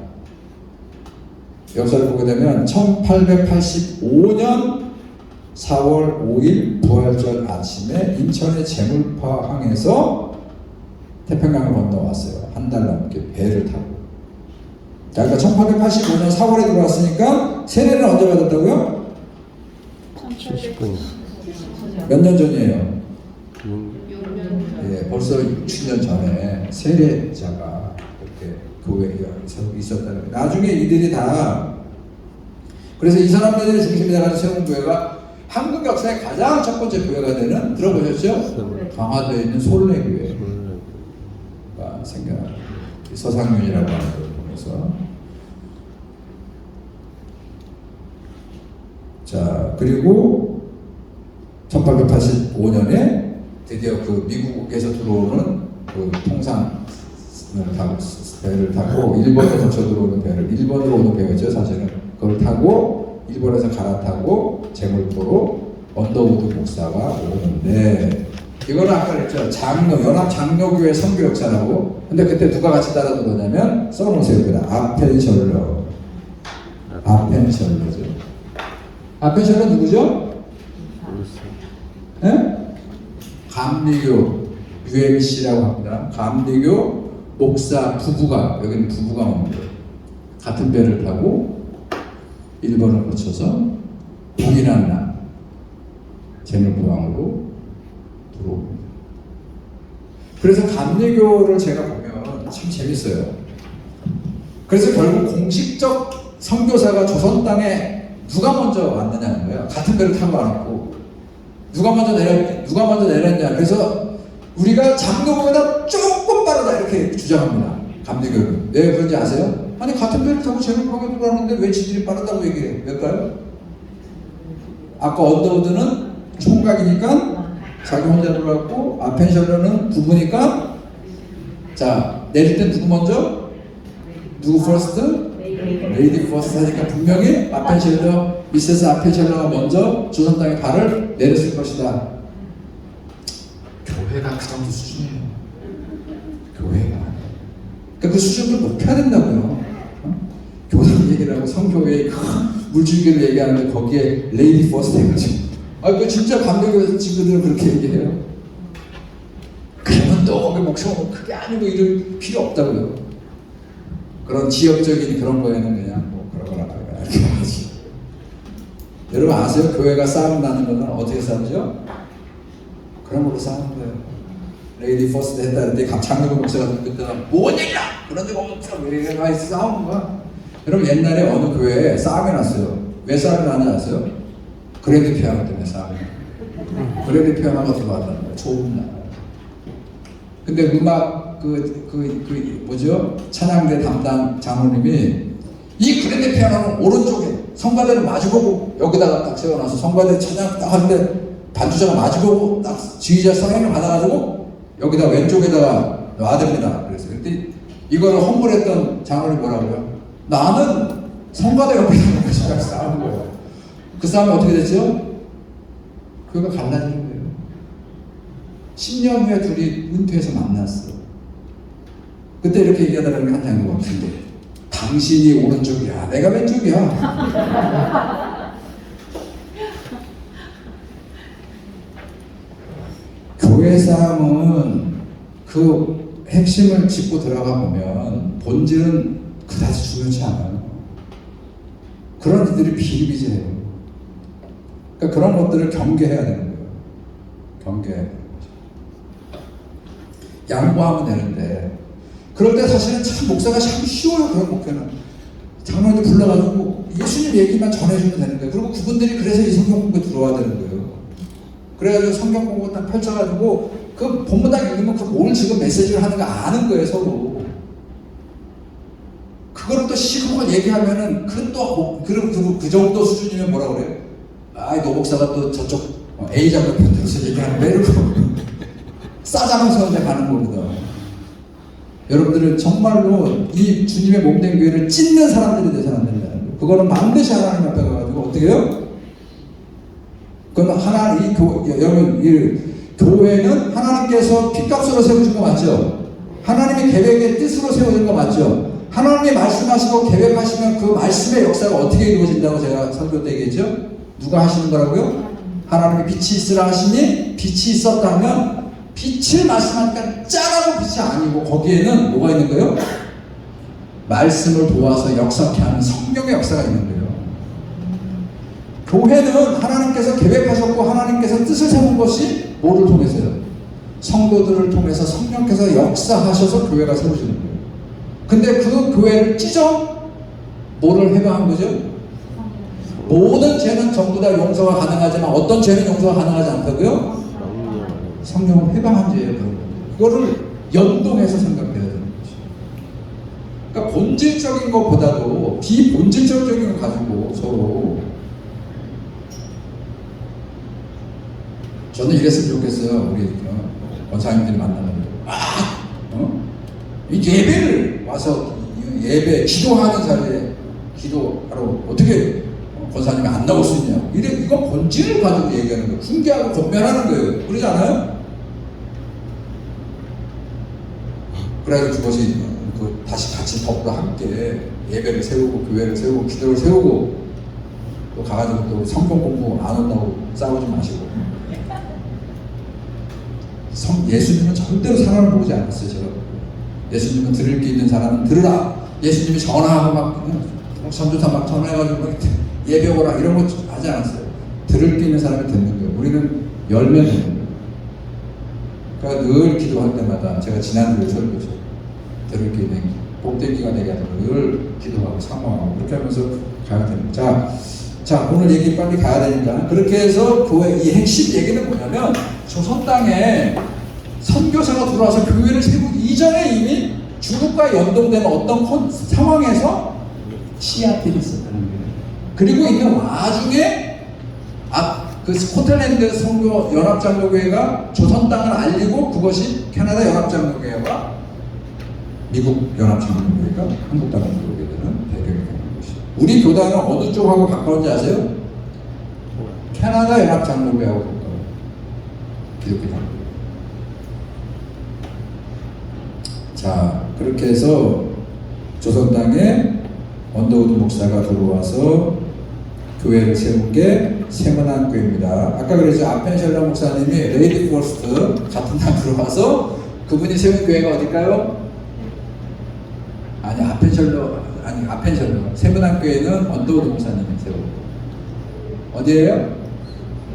현대 정치 집안이 결혼식을 하면 지금도 거기서 결혼하더라고. 얼마 전에 결혼하는데 다 모였잖아요. 그 교회에서들 하더라고. 그 누구죠? 누구죠? 그 정주영 회장의 부인이 되는 그 여사가 아주 독실한 크리스찬이에요. 근데 거기가 어디를 교회를 섬겼어요? 정동 제1감리교회 교인이에요. 아펜셜러 목사가 와서 가장 첫 번째로 세례를 주고 당시에는 교회 건물이 없잖아요. 집에서 시작해서 했던 교회가 소위 정동교회입니다. 감리교회죠. 가장 오래된 그런 교회가 됩니다. 그러나 최초의 교회는 뭐라고요? 네, 서울대 순례교회라는 게요. 이미 벌써 있었다 교회지만 교단에 속해 있지 않고 아직 선교사가 들어오기 이전에 그렇게 상인들을 중심으로 해가지고 이미 벌써 조선 땅 안에는 복음이 들어가 있었다 하는 그런 얘기가 하는 거예요. 자, 그러면서 그 다음 페이지 보세요. 말씀 얘기를 하는 거예요. 우리 조선 땅의 기독교 초기 발화의 역사를 얘기하면서 하나님 말씀이 살아있어 운동력이 있어서 사람을 통해서도 역사하시지만 그러죠? 하나님의 신묘막측한 말씀의 역사가 조선당에 이렇게 성도와 교회를 세우는 그런 게 되었다 하면서 말씀 얘기로 자연스럽게 넘어가는 거예요. 자, 말씀은 살아있는 생명입니다. 아멘. 그렇죠? 자, 우리 히브리서 4장 12절과 13절 우리 성경 가져오셨죠? 그죠? 여기 나오나? 여기 있네요. 우리 시간을 좀 줄이기 위해서 같이 읽습니다. 시작. 하나님의 말씀은 살아있고 자기의 날 선했던 것보다 더 예리하며 혼과 영과 및 관절과 골수를 찔러 쪼개기까지 하며 또 마음의 생각과 뜻을 판단하니 지으신 것이 하나도 그 앞에 나타나지 않음이 없고 우리의 결산을 받으실 이의 눈앞에 만물이 벌거벗은 것 같이 드러나느니라. 아멘. 자, 하나님 말씀이 살아있는 말씀이고 그냥 살아있는 게 아니고 한 인간의 전인적 모든 것들을 다 파헤칠 수 있는 그런 권능의 말씀이라는 것이고 그리고 또 뭐라고요? 그 말씀이 우리들의 생각과 뜻을 판단해서 말씀을 하나님 천지를 창조하셨다. 어제 우리가 성경 통독하면서도 말씀드렸습니다만 말씀이 이 중요해요. 하나님이 만물, 천지 만물을 말씀으로 창조하셨다는 것이에요. 세상은 당시의 세상, 이건 신앙 고백이에요. 당시에 그 모세 오경 이스라엘이 태동될 때는 역사적으로 중요한 사건이 있었는데 세 개의 제국들이 특별히 바벨론 포로기를 거치면서 바벨로니아라는 제국 그리고 바벨로니아만큼 했던 그 나라가 또 고대 애국이잖아요. 그런 나라들이 자기들의 신을 통해서 뭐로 세상은 만들어진다고 사람들에게 막 그냥 목에 힘주고 막 그러는 거예요? 뭐로요? 우리의 군사력으로, 우리의 신. 애굽의 신은 뭐예요? 바로는 신의 아들입니다. 파라오는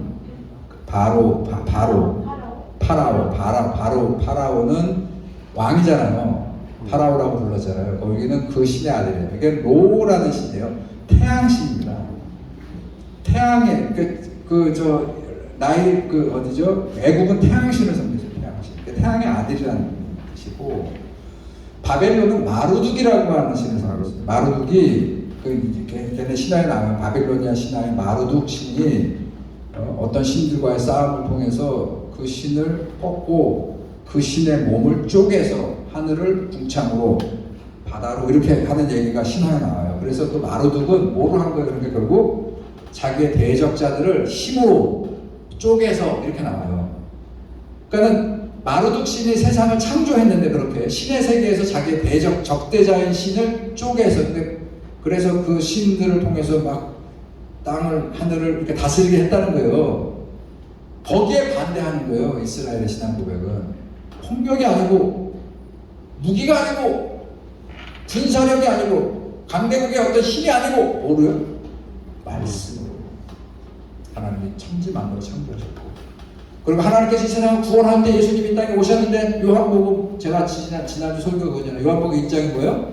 1장 14절이 말씀이 그러니까 예수 그리스도의 신앙 고백을 사복음서 요한 사도가 그렇게 하는 거예요. 그 신앙 고백 여러분 성경을 신앙 고백과 실질적인 팩트 역사라고 하는 것을 우리가 잘 분별하셔야 됩니다. 그럼 사실이 아니란 말이야 그렇게 질문하지 마시고 제가 거꾸로 부를게요. 사실이 더 힘이 세요? 진리에 대한 고백이 더 힘이 세요? 여러분 많은 의인들은 예를 들어 얼마 전에 3.1운동이 지났는데 3.1운동에 유관순 누나지 8살이었으니까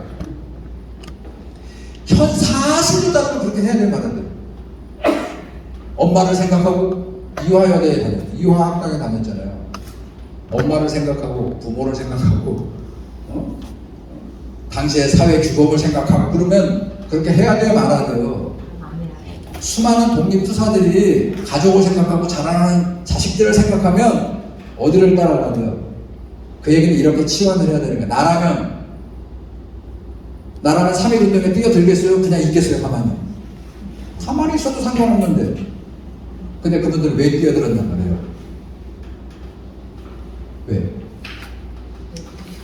그거는 그러니까 사실이 아니라 지금 자기 이게 아니고 어떤 독립이라고 하는 이상과 이런 거겠죠. 그게 어떤 독립을 간절히 염원하는 그런 심정이겠죠. 김구 선생이 쓴 시를 보게 되면 뭐라고 그랬죠? 제 한 구절이 생각이 나요. 독립된 나라의 문지기가 되어도 나는 그 길을 가고 이런 얘기 하잖아요. 그 임시정부의 초대 대통령이 대통령직을 다 내려놓고 내가 독립된 나라의 문지기가 돼도 좋으니까 나라의 독립이 이건 진짜 그들의 신념이고 신앙이에요. 성경의 신앙 고백이 그런 거예요. 저는 신앙 고백이 현실, 사실보다 훨씬 더 강력한 힘을 가지고 있다고. 그래서 그 신앙 고백에서 폭력과 힘이 아니고 뭐로요? 말씀으로. 하나님은 그 존재 이유가 이 세상을 다시 구원하기 위해서 예언자도 보내고 다 했지만 다 실패했고 결국 누구로 보내는 거예요? 당신의 아들을 말씀이 돼서 있다는 것이. 그건 신앙 고백이에요. 그런 신앙 고백이 이 성경에 유수한 신앙의 힘과 능력과 전통을 세워왔다 하는 것이에요. 그래서 말씀은 살아있는 생명이다.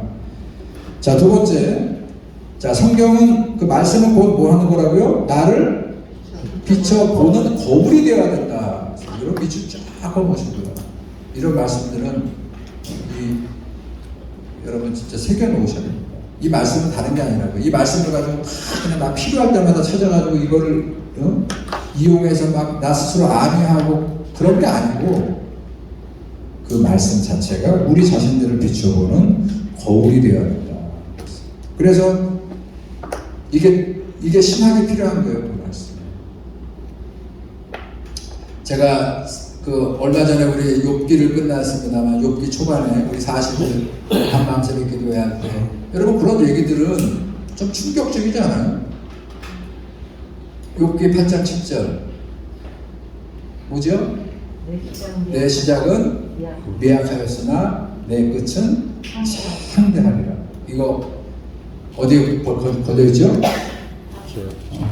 그리고 누가 줬죠? 우리 목사님이 우리 사업장을 축복해 주면서 우리 장로님이 기도를 부탁했더니 하나님 내 시작은 미약하였으나 끝은 참 해줬던 그 말씀이 결국 어떤 누구에게요?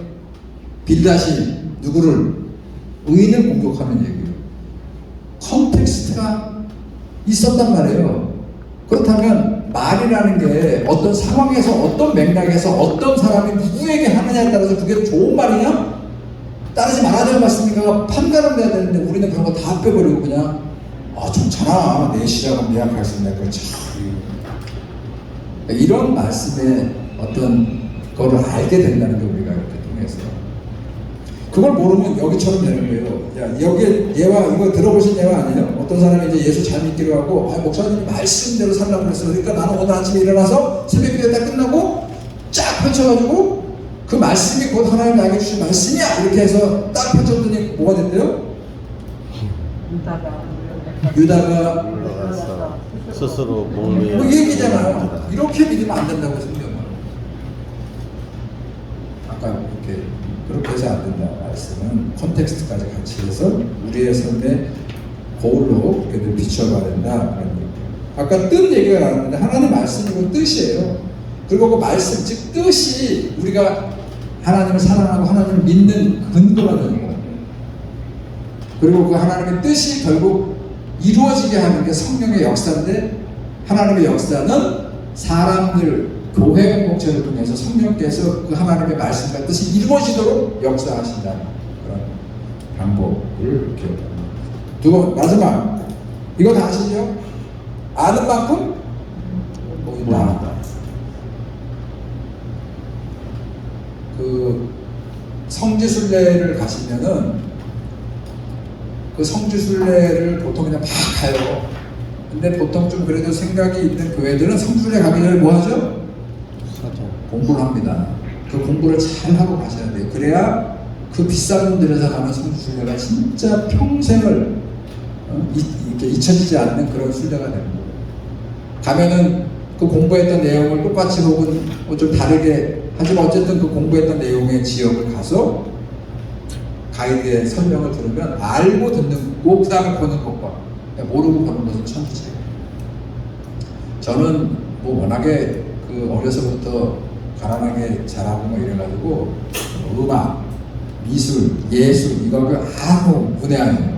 근데 내가 참 곤욕스러운 게 어디냐면 어디 연주회 같은 데 초청받아가지고 가가지고 있으면은 지금도 참 우리는 한 번도 뭐 무슨 뭐 음악 학교에서 수업하는 거 외에는 뭐 다른 거 뭐 여기 있는 분들도 다 모르지 않아요? 근데 잘 익숙해요. 가가지고 막 이거 피아노 한 2시간 3시간 걸리는데 근데 이제 그거는 어떤 분들한테 그게 필요하면 진짜 음악을 막 공부하고 이런 분들은 막 수준이 막 다르잖아요. 막 지금 무슨 곡이 어떻게 또 예술 작품 같은 거 이렇게 장원을 이렇게 하고 막 그러고 우리는 세상에 근데 좀 그렇게 딱 가서 저 그림은 하고 막 이렇게 알고 그러는 거 참 하는데 성경도 마찬가지예요. 신앙생활도 마찬가지예요. 제대로 알고 그렇게 알고 있으면 그게 보여요. 보여요. 그게 아주 중요합니다. 제가 말하기는 제가 앞에 있던 교회는 이렇게 성경 공부 통독을 하면서 그게 자꾸 누적이 되니까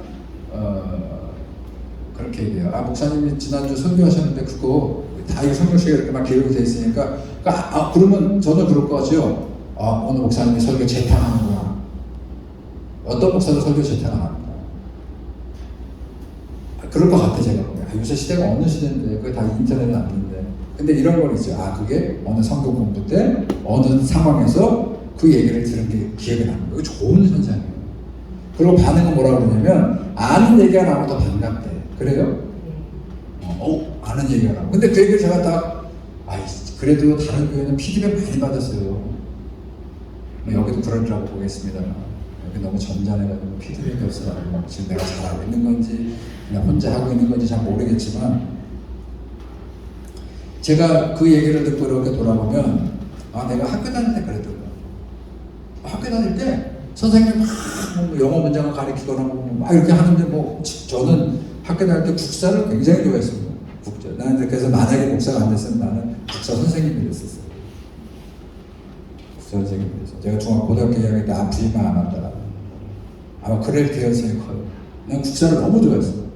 지금도 국사 어렵다 그러지만 저는 국사 처음부터 끝까지 막 그냥 그래서 그거 있죠. 막 하도 많이 읽다 보면은 어떤 부분을 막 몇 페이지에 뭐가 할 정도로 그렇게 했었었는데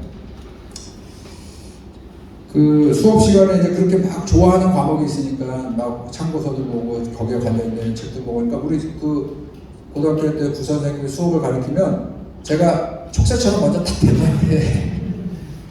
아니까 그 수업이 재밌지 않아요? 맞아요. 아니까 그 수업이 재밌어요. 아니까 그 수업이 재밌어요. 그런 거예요. 그러잖아 사람들이 모든 전 과목을 다 잘하는 애는 1%고 보통은 자기 주특기 과목이 있죠? 저기 주특기 과목 있잖아요? 그게 이제 나오면 막 재밌고 막 이렇게 하듯이 성경도 마찬가지예요. 알게 되면 아시면은 설교 듣는 게 훨씬 더 재밌고 편안하고 그렇게 될 겁니다.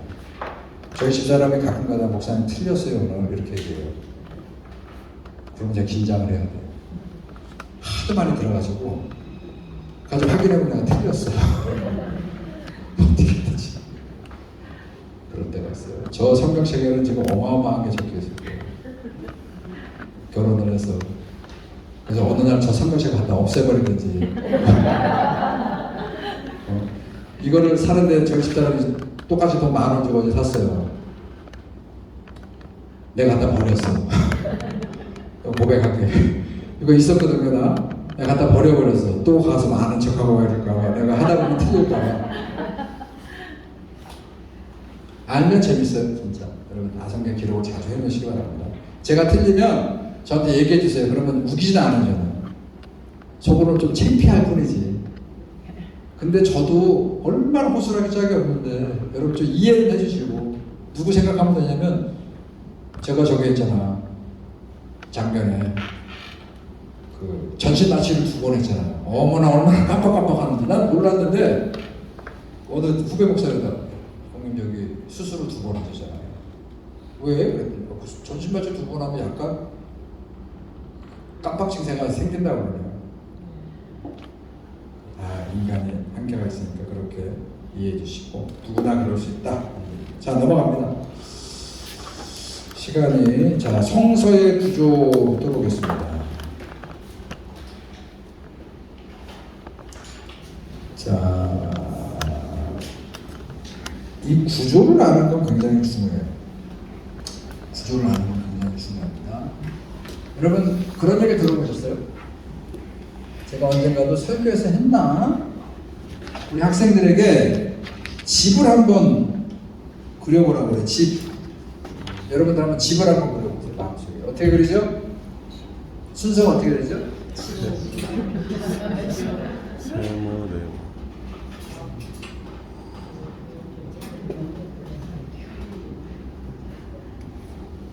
이렇게 그래요? 순서 이렇게 되나? 조금 차이가 있지만 이렇게 가죠? 자, 이 집은 진짜 있을 가능해요, 안 가능해요? 아니, 지붕이 먼저 세우는 집이 어딨어? 집은 어떻게 되죠? 기초. 그래서 기초를 다 집을 해서 평평하게 다 원하는 좀 하거나 그래가지고 이제 그다음에 기둥이 세워지고 이런 식으로 가는 거예요. 모든 게 그렇습니다. 신앙생활은 더 말할 것도 없어요. 신앙생활은 계속 기초를, 기본을 늘 또 배우고 또 돌아봐도 그게 좀 필요하다 하는 그런 얘기.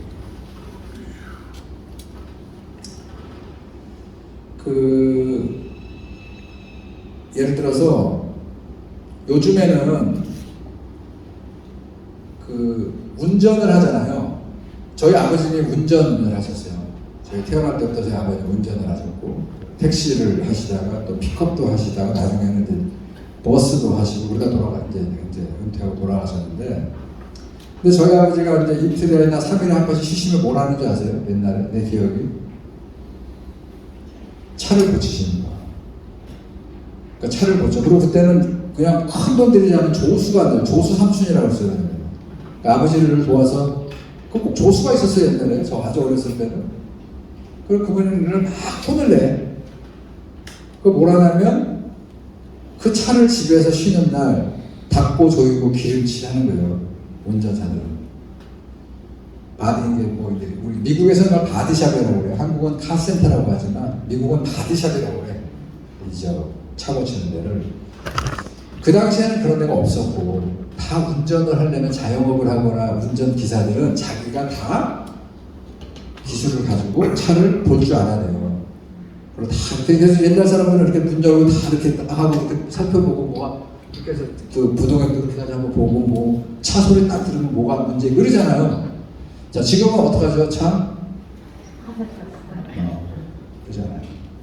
기사들도 전문 기사들도 잘 볼 줄 몰라요. 근데 뭐가 맞을 것 같아요? 사실 전자가 맞지 않아요. 옛날 방식이 훨씬 맞는 게 많아요. 분업화되고 발달이 되고 해서 좋은 것들도 있지만 옛날 방식을 얘기하자면 옛날 게 맞는 게 참, 이치에 맞는 게 참 많아요. 저는 우리의 신앙도 그런 면에 있어서는 지켜야 될 건 좀 잘 지켜갔으면 좋겠고 버려야 될 것들은 잘 버리면 좋겠어요. 여기 있는 분들은 그래도 옛날부터 신앙생활 해오던 분들 대부분이잖아. 여러분들 얼마나 좋은, 여러분들의 우리의 바로 밑세대들이 얼마나 우리에게 좋은 신앙의 전통을 묻어주고 가는지 몰라요.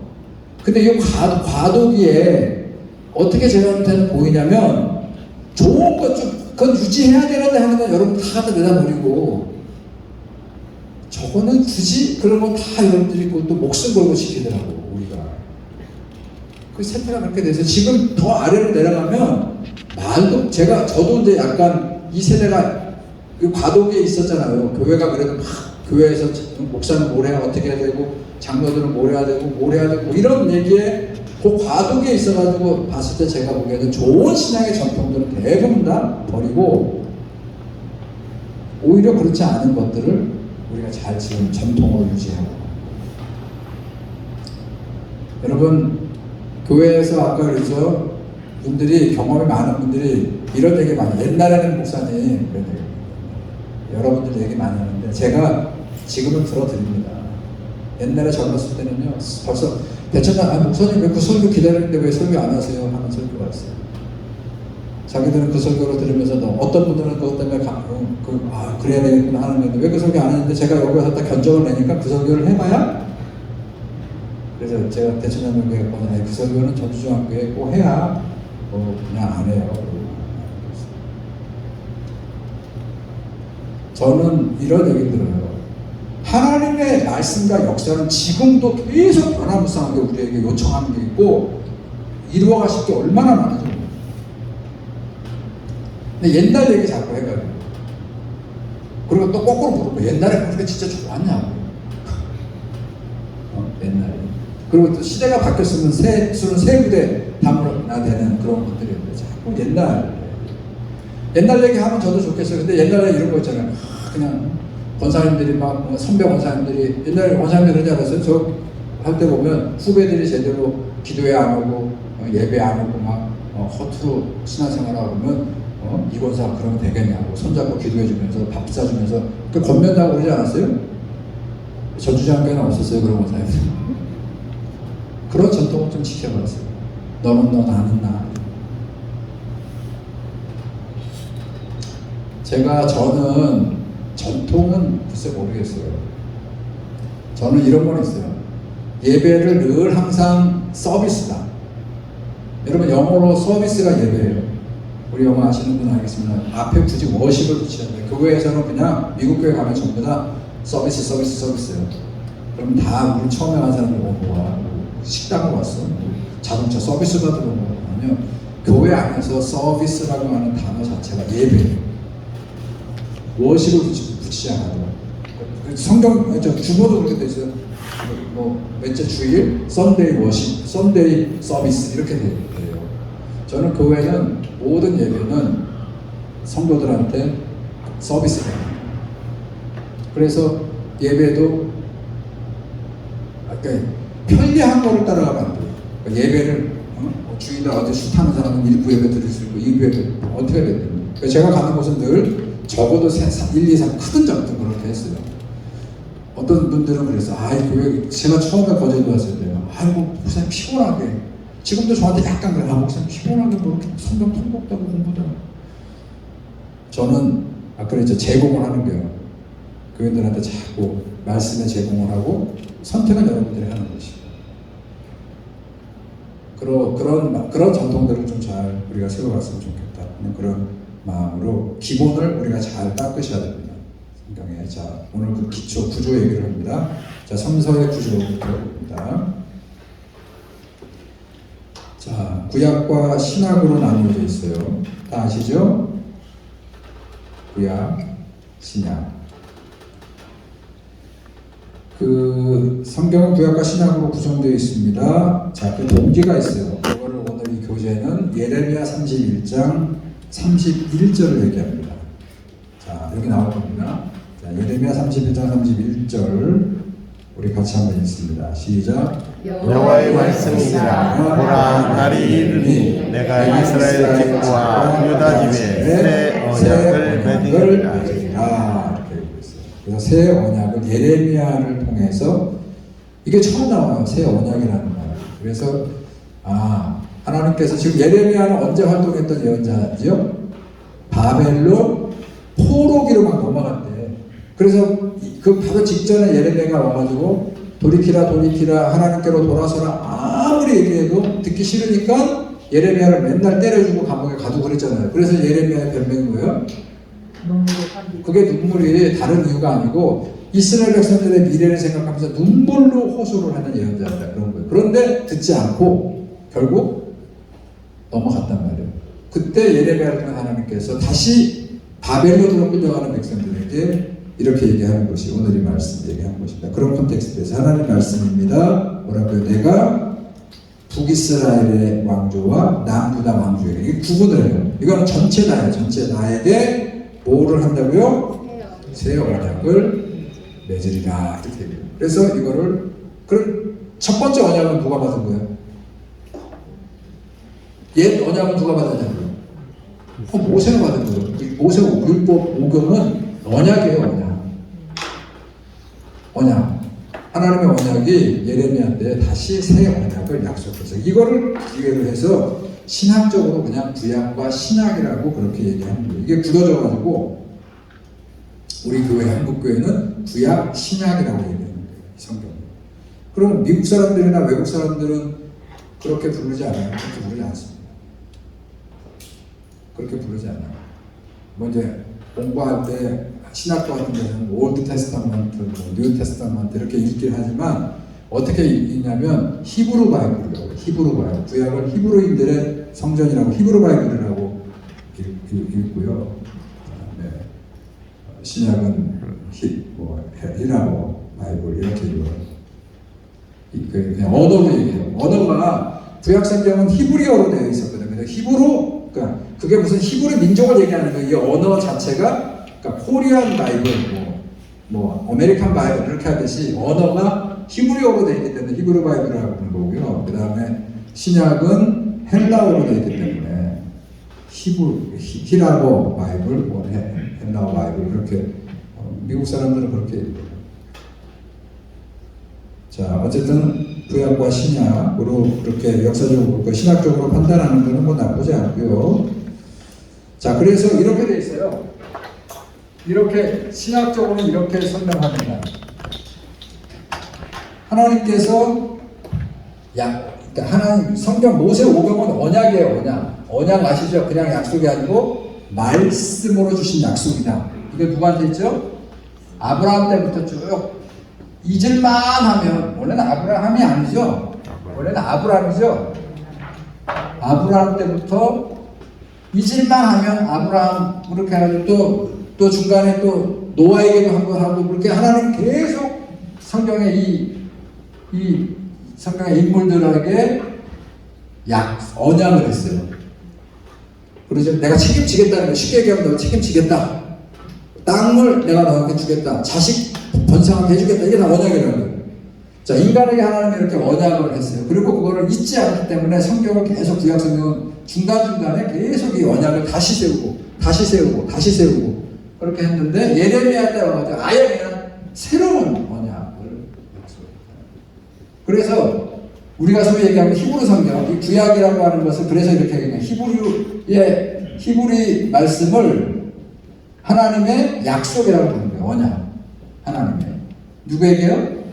이스라엘 백성에게. 구체적으로 가면 이 언약은 뭐예요? 땅이고, 자손이고, 구원이고, 뭐, 치료고, 회복이고, 이런 것들을 약속했어요. 그게 신약 시대에 뭐 있다는 거예요? 예수 그리스도를 통해서 새롭게 약속이 됐고, 이 예수 그리스도를 통해서 이 약속이 완성됐다고 보는 거예요. 성취라고 하는 표현을 씁니다. 그 새 언약이 성취되어 갔다. 누구를 통해서요? 예수 그리스도를 통해서. 그렇게 구조를 보고 있습니다. 자, 한눈으로 보는 성경의 구조도 한번 볼게요. 자, 그래서 중심은 말씀이 육체되어 있다는 것이 예수님이 가운데 딱 있고 거꾸로 가는 거예요. 저 옛날 시대로 가면 하나님의 성경을 보세요.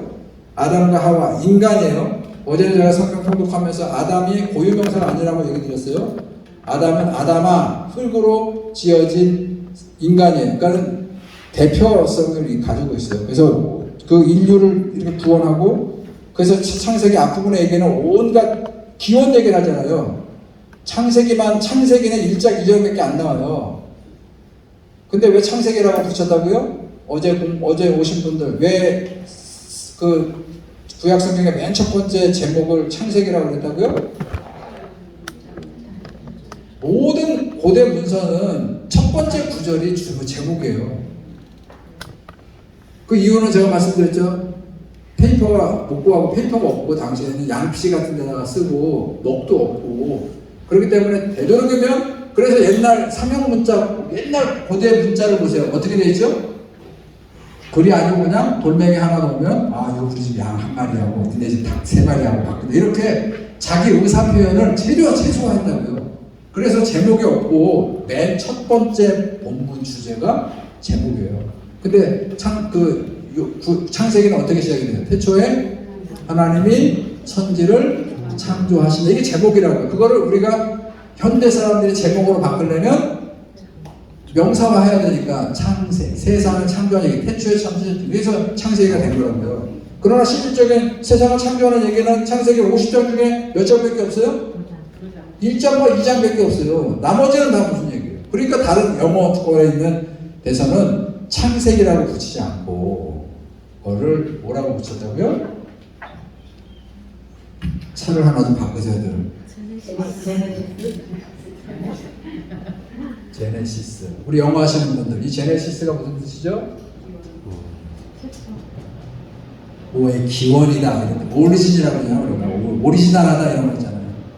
그게 제네시스예요. 발생, 기원. 그래서 창세기 얘기는 세상이 어떻게 발생됐는가 말씀으로. 그 다음 무슨 얘기 나와요? 에덴 동산에서 어떻게 인간이 처음에 살았는가, 하나님과의 좋은 관계, 그 발생, 죄를 졌어요. 인간이 어떻게 죄를 졌는가, 그 기원, 어떻게 인간이 폭력적이 되었는가, 어떻게 인간이 힘을 가지고 하나님을 대적해서 바벨탑을 쌓는 이런 얘기를 쭉 하는 거예요. 그러다가 하나님이 택하신 종족이 나오는데 종족 얘기가 쭉 나오잖아요. 아브라함이 나오고 믿음의 기원이 나오고 그 자식들 족장들의 기원이 나오고 이렇게 해서 이렇게 쓰고 있어요. 영어 성경은 이거는 창세기가 아니에요. 우리가 읽을 때는 그냥 제목이니까 창세기라고 읽지만 영어 사람 미국 서구권은 뭐라고 본 거예요? 이 창세기의 내용을 뭐로 본 거예요? 모든 것의 기원이 돼요. 기원으로 본 거예요. 하나님. 자, 어쨌든 이거 사실로 좀 알고 계시고요.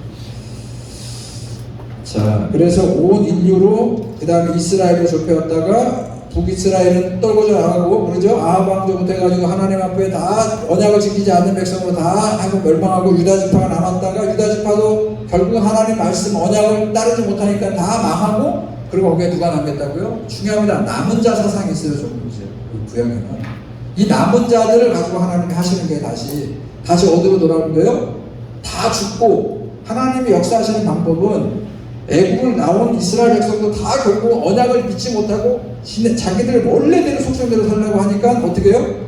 광야에서 다 죽고 난 후에 남은 자손들을 데리고 다시 하나님이 가나안의 역사를 하듯이 그것도 안 되다 보니까 역사적으로 어떻게 했어요?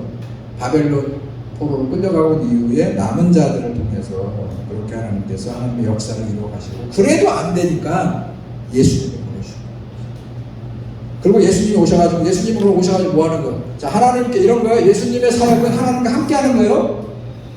예수님이 태어날 때 천사가 와서 그 예언자잖아요. 그 신탁이 내려왔잖아요. 마리아에게 뭐라 그러지? 내가 이맘때 태어날 텐데 그 아이의 이름을 예수라 그러고 그 누구라 그랬어요? 그거가 구원을 이루자고 내가 그와 임마누엘 그의 이름을 임마누엘이라는 임마누엘이 뭡니까? 함께하는 거예요. 그러니까 예수님의 사역은 말씀은 가르침은 예수님 혼자 복잡 플레이하는 게 아니고 누가 함께하는 거라고요? 하나님 함께. 그래서 가차없이 예수님은 그분을 가리켜 뭐라고 불러요? 아버지라고 부르는 거예요. 이거를 유대인들이 못 견뎌하는 거예요. 저 나사렛에 저 배우지도 못한 거 율법도 모르는 게 와가지고 거룩하신 하나님을 향해서 뭐라고 부른다고요? 아버지라고 부르기 너무 그랬더니 예수님은 이게 내가 보기에는 예수님도 보통 얘기가 아니에요. 그거를 싫어하거든. 아버지라고 거룩하신 하나님을 이름도 못 불러. 유대인들은 지금 성경에 왜 야훼가 맞아요? 여호와가 맞아요? 네? 야훼가 맞아요? 여호와가 맞아요? 그러니까 성경을 와드는 거예요. 유대인들은 글로 남길 때 그 하나님이 너무 거룩해서 나 같은 천하고 더러운 입술로 그분의 이름을 부르면 안 된다고 해서 거기다가 땡땡땡으로만 적어놓은 거예요. 그걸로는 혹시 나중에 잊어버릴까봐 자음만 적어놨어요. 자음만. 모음을 빼고. 그러나 유대인들은 누구라도 성경을 읽을 때 기도를 합니다. 누가 하나님 오늘 여기에 모인 우리의 이 마음을 아시죠? 할 때 그때 가만히 있는 거예요. 아시죠? 이러고 가는 거예요. 그들은 자기 입술에 거룩하신 하나님의 이름을 담지 않는 게 유대인들의 신앙의 정서예요. 문화고. 그래서 기록에 남길 때 옛날에 무슨 영화에 나오던데 자라트라스무스는 이렇게 말했다. 영화 보셨어요? 그런 세기에 남을 만한 영화는 보셔야 돼요. 거기에 보게 되면 그런 얘기가 나와요.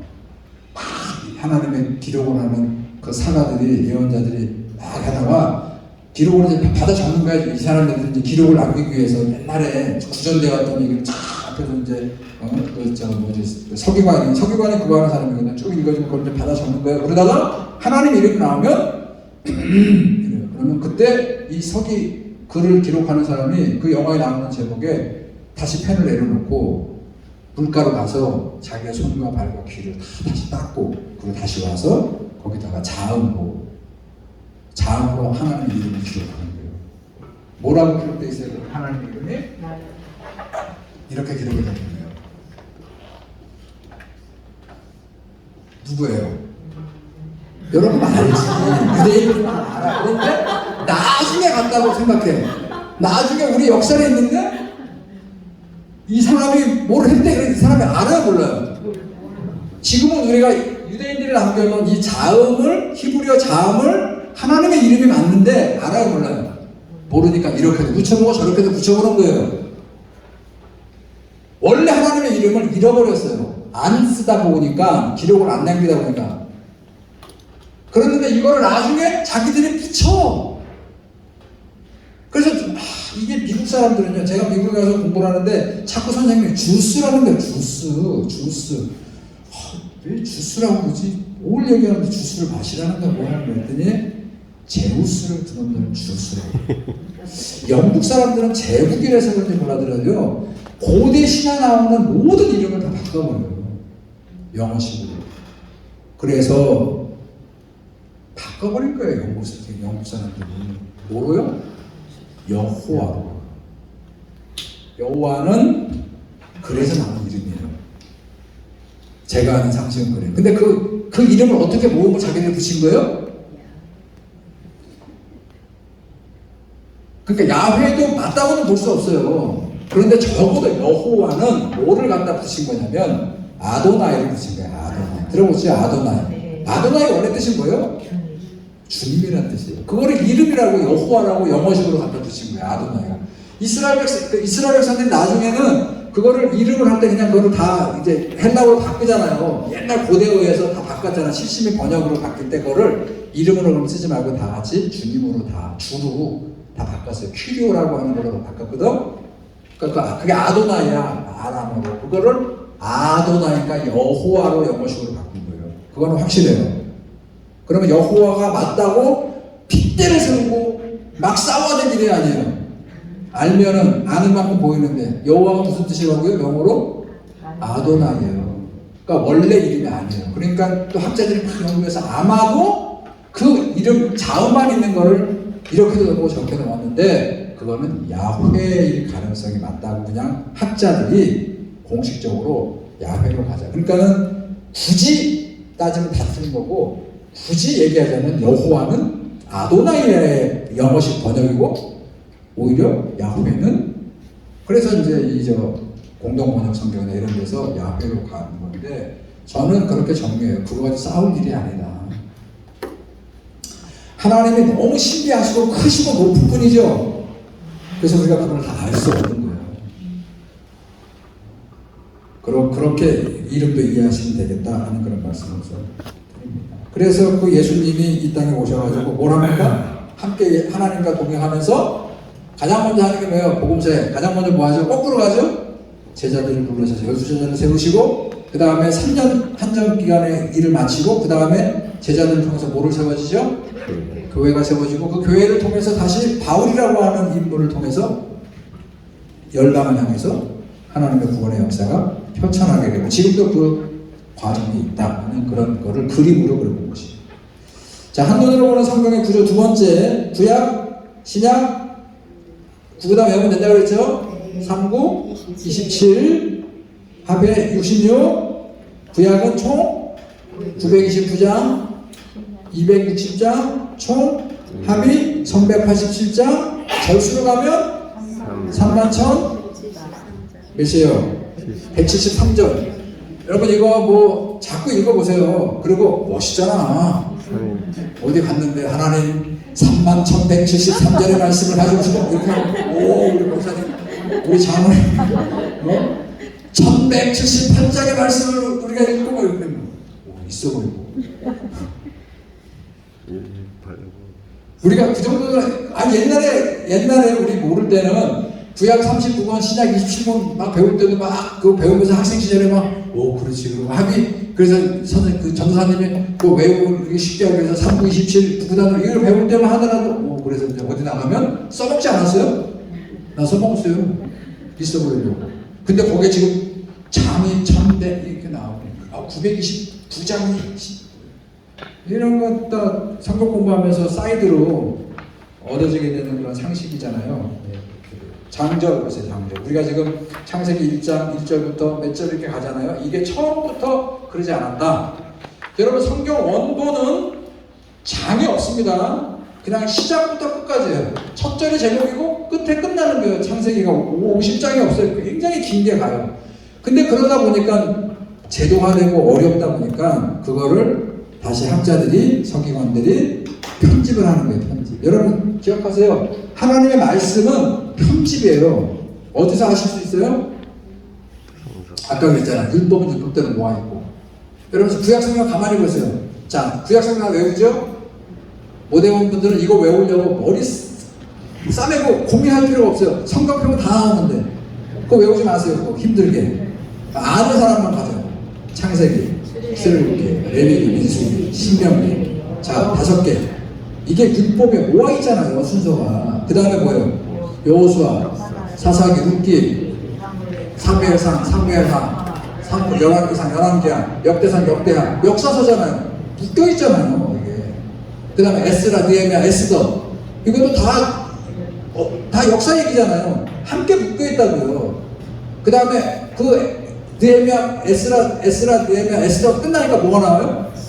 성문서가 나오는 거예요. 성문서 같이 있잖아요. 몇 개부터? 욥기, 지금 읽고 있는 시편, 다음에 읽게 될 잠언, 그 다음에 전도서, 아가서 5개가 함께 묶여 있잖아요. 이거 무슨 의도가 있다는 거예요? 편집된 거라는 거예요. 편집. 그리고 넘어가니까 뭐가 나와요? 그 다음에 예언서가 같이 있잖아요. 순서대로. 예언자가 들쭉날쭉이거든. 어떤 사람은.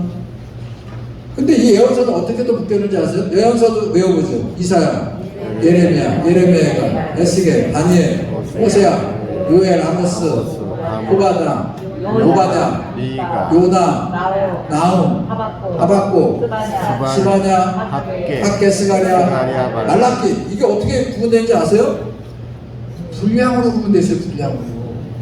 이사야 예언서가 60장을 가장 기니까 매나. 두 번째 예레미야가 그 다음으로 분량이 많으니까 순서. 예레미야가 나라가 망했을 때 슬픔으로 부르니까 분량을 작지만 같이 붙여놓고. 이게 다 뭐예요? 편집이라는 게 편집. 그 다음에 에스겔 양이 많고, 그 다음 다니엘이 그 다음에 많고, 그 다음에 호세아부터는 소규모니까 그냥 자기들 임의대로 그래 소선지자 뭐 대선지자 이래가지고 이거 누가 인위적으로 편집을 했다는 거예요.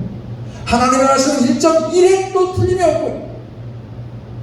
여러분 그때 그 1.1핵은 하나님이 참 것까지도 관심 가져주시고 말씀해 주시고 포용해 주시고 이런 의미지. 우리가 얘기하고 있는 소위 여러분 아시죠? 장로교회, 한국장로교회 분열사, 지금 미국은 다 연합장로교회입니다. 여러분 장로 교단이 들어서 갈라지는 한국밖에 없어요. 그러니까 교단부터 갈라지니까 교회도 갈라지는 거를. 근데 아세요? 장로교단이 언제 갈라졌는지? 이거 알면요 우리가 진짜 하나님 앞에 정말 회개하고 반성해야 돼요. 언제 갈라졌어요? 예장과 기장이 갈라진 게. 그전에는 장로교 하나예요. 당연해요. 신학교가 하나밖에 없으니까. 평양신학교 하나밖에 없었어요. 평양이 그때 큰 도시니까 평양에 세웠는데 해방이 되고 난 다음에 해방 전에 평양신학교가 신사참배 거부를 하는 거예요. 그래도 우리 장로교단은 신사참배 거부를 했어요. 그래서 폐교가 당한 거예요. 일제에서. 그러니까 폐교가 당하고 그때 기독교 학교들이 고민을 하는 거예요. 신사참배를 끝까지 거부해서 평양신학교처럼 갈 거냐 아니면 신사참배하고 유지할 거냐. 다 유지하는 거예요. 연대, 이대 다 하는 거예요. 그런데 유독 하나가 그걸 안 했네. 2개가 전국에서 평양신학교 이미 없어졌고 2개가 신사참배 안 한 거예요. 그게 어딘지 아세요? 숭실대학이에요. 숭실학교. 그리고 대전신학교. 그 대전 대학교가 있었어요. 옛날에 대전에 있는 대학교 하나, 지금 대전 대학교 말고 거기하고 그 기독교 학교입니다. 그리고 서울에 있는 숭실 학교가 신사참배 보좌를 해버렸네. 폐교? 당연히 되죠. 한동안 제가 대학 다닐 때 서울에 숭실대학이 아니고 숭전대학이라고 그랬죠. 장난 아세요? 한동안 숭전대학교가 있었어요. 80년대. 그게 뭐냐면 옛날에 신사참배를 배교했던 이 두 기독교 학교, 숭실학교와 대전학교를 그 기념, 그 의미를 되살려서 그래서 이름을 숭실학교가 그렇게 안 가고 그냥 숭전대학교로 간 거예요. 그러다가 언젠가 다시 또 지금 숭실대학교로 다시 돌아왔더라고요. 그래서 역사학자들은 그렇게 합니다. 예수 잘 믿으면, 제대로 믿으면, 자, 예수를 제대로 믿으면 망하는 거예요. 평양신학교 없어지고, 숭전대학교, 숭실대학교 다 문 닫고, 한신대학교도 문 닫고, 한신대학교, 한국신학대가 문을 닫은 거예요. 폐교가 돼서 80년도에. 그리고 2년, 그래서 신학생이 없어요. 81년도, 82년도에는 한국신학대학이 없어져 버리는 바람에. 그거는 나중에 제가 역사 얘기할 때 할게요. 근데 중요한 건 장로교 언제 그러니까 예장로 기장이 갈라졌냐고요. 기억하세요? 아닙니다. 1953년도 고원총인데 9월총회 1953년 9월총인데 싸움박질을 하고 그리고 교단이 당으로 갈라지는 거예요. 그런데 기억하세요. 1953년 9월이면 어떤 시대예요? 컨텍스트가 전쟁 끝나. 이제 전쟁만 끝나고 온 나라가 상처투성에 있는 그 와중에 교단은 그 민족을 붙잡고 같이 방향을 정하고 하나님 앞에 지금 이 헐벗고 온 가족들이 다 죽임당하고 다 잿더미가 되고 폐허가 된 이 나라를 위해서 교회가 마땅히 감당해야 될 그 역할을 하자고 자기들의 교권을 가지고 싸움이 나가지고 그래 누구를 쫓아낸 거예요? 김재준 목사님을 쫓아낸 거예요. 그게 학장이었거든요. 신학교 학장을 학생과 교회 목사들이 들고 일어나서 제명 요청을 했고 총회는 김재준 목사를 제명했단 말이에요. 제명의 이유가 뭘까요? 제명의 이유가 뭘 것 같아요? 모세 오경을 모세가 짓지 아니했다고 학생들에게 가르치고 학생들의 신앙에 여러분 묻습니다. 그래서 진짜요. 이거는 역사에 나오는 얘기예요. 우리가 이제 저기 뭐지 우리 저 교육할 때 우리 장로님들 교육할 때 그 내용을 공부하게 될 것이에요. 우리 교단의 역사. 자, 그 얘기는 우리가 이제 공부하면서 좀 찾아보고 어쨌든 그렇게 역사가 한 장의 아픔이 있을 때 교회가 제 모습을 감당하지 못하고 그렇게 교단이 분열되는 그런 아픔의 역사가 있었고요. 자, 성경은 완전 무흠한 게 아니고요. 이 말씀을 우리가 어떻게 이해해서 하나님을 제대로 만나고 받아들일 수 있는가 하는 그런 걸로 봐야 되지. 인간의 어떤 그 결정과 인간의 어떤 역할들이 많이 반영된 거예요. 장절이 없었는데 그 밑에 보세요. 4페이지 아래쪽 거기는 같이 있습니다. 시작. 성경의 장절은 거기 밑에 보여요. 페이지 몇 쪽이에요? 4쪽 같이 있습니다. 시작. 성경의 장절은 처음부터 구분되었던 건 아니다. 현재의 모습으로 장 구분을 하는 영국교회의 캔터베리에 배교되었던 랭튼, 스테반 롱턴 것으로 추측되고 있으며 스테바너스 로버터스는 신약성경을 전록분하여 1551년 스위스 제르마에 출판했다. 신구약 성경 모두의 장절에 출간된 해는 1555년인데 스테파누스의 라틴의 불가타의 성경이다. 오늘날의 성경은 1560년판 제네바 성경의 장절 부분을 받아들이고 있다. 1500년 되니까 지금부터 굉장히 오래 500년, 600년 전 얘기를 하지만 역사적으로 예수님이 돌아가시고 나서 무려 1500년 이상을 장절 없이 왔다가 결국은 왜요? 영국 얘기가 나오고 뭐 스테파노스 뭐 이렇게 나오는 걸 봐서 제네랄 협의 이런 게 나오는 걸 봐서 교회가 힘을 갖고 있었던 중세 시대에 교회의 대주교니까 신학을 좀 가지고 있는 분들이 이거 성경은 좀 이렇게 하는 게 조금 낫지 않겠냐 이런 입김이 들어갔다는 거예요. 그렇게 해서 지금의 장절이 되고, 그래서 아시죠? 제가 하다가 이렇게 새벽 기도해야 된다는 웬만하면 장을 따라서 읽지만 중간에 끊어요. 그거는 맥락적으로도 그렇고 고기가 이게 잘못한 거지. 그러니까 성경 안에 인간들이 편집하면서 실수가 있다 없다? 있다 정도 안 해요. 많다. 근데 이거를 막 그냥 아니요, 이거는 보물인데 어떤 보물이냐면 우리가 이거를 잘 캐내야 되는 보물이에요. 여러분, 보물의 가치는 진짜는 원석이잖아요. 원석을 가지고 우리가 어떻게 만들어내느냐. 저는 성경의 말씀이 바로 그런 거예요. 우리의 구원, 이 세상의 모든 구원의 문제에 가장 원석이 이 안에 있는 거예요. 이거를 그래서 소중한 거지. 이거를 건들지 말아야 되고, 이거는 이거대로 믿어야 되고, 그렇게 이제 해서 하는데 아시죠? 그렇게 믿어야 된다고 하면서도 결국 해석을 하는 거예요. 성경은 해석을 안 할 수가 없어요. 근데 해석이 어떻게 되는 거예요? 자기들의 신학과 철학이 결국 들어갈 수밖에 없어요. 자, 어쨌든 그렇게 성경이 10분 남았네요. 되어 있다 하는 얘기 넘어가시고요. 구약 보겠습니다. 오늘은 여기까지 볼게요. 구약 넘어가시면 구약의 유형을 역사서, 시가서, 예언서로 되어 있어요.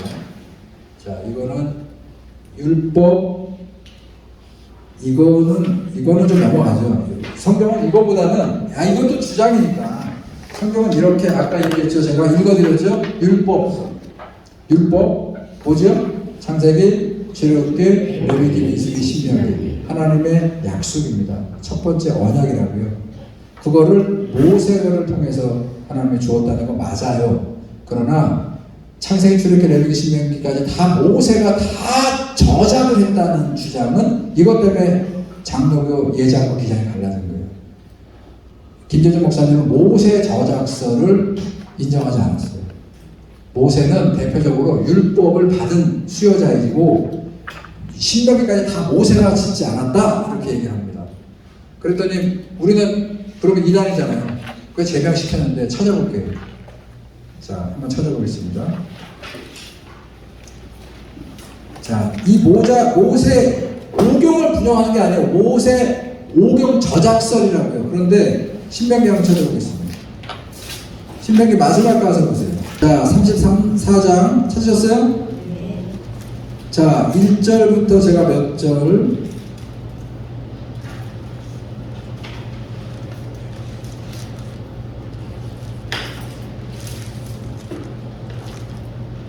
자, 모세가 축복을 한 다음에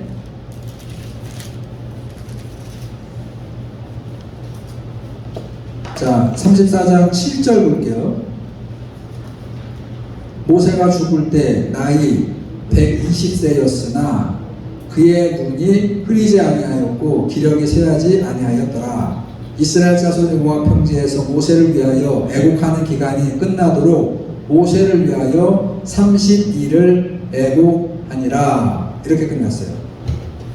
자, 모세 저작설입니다. 모세 오경이 아니라고 부정한 게 아니고요.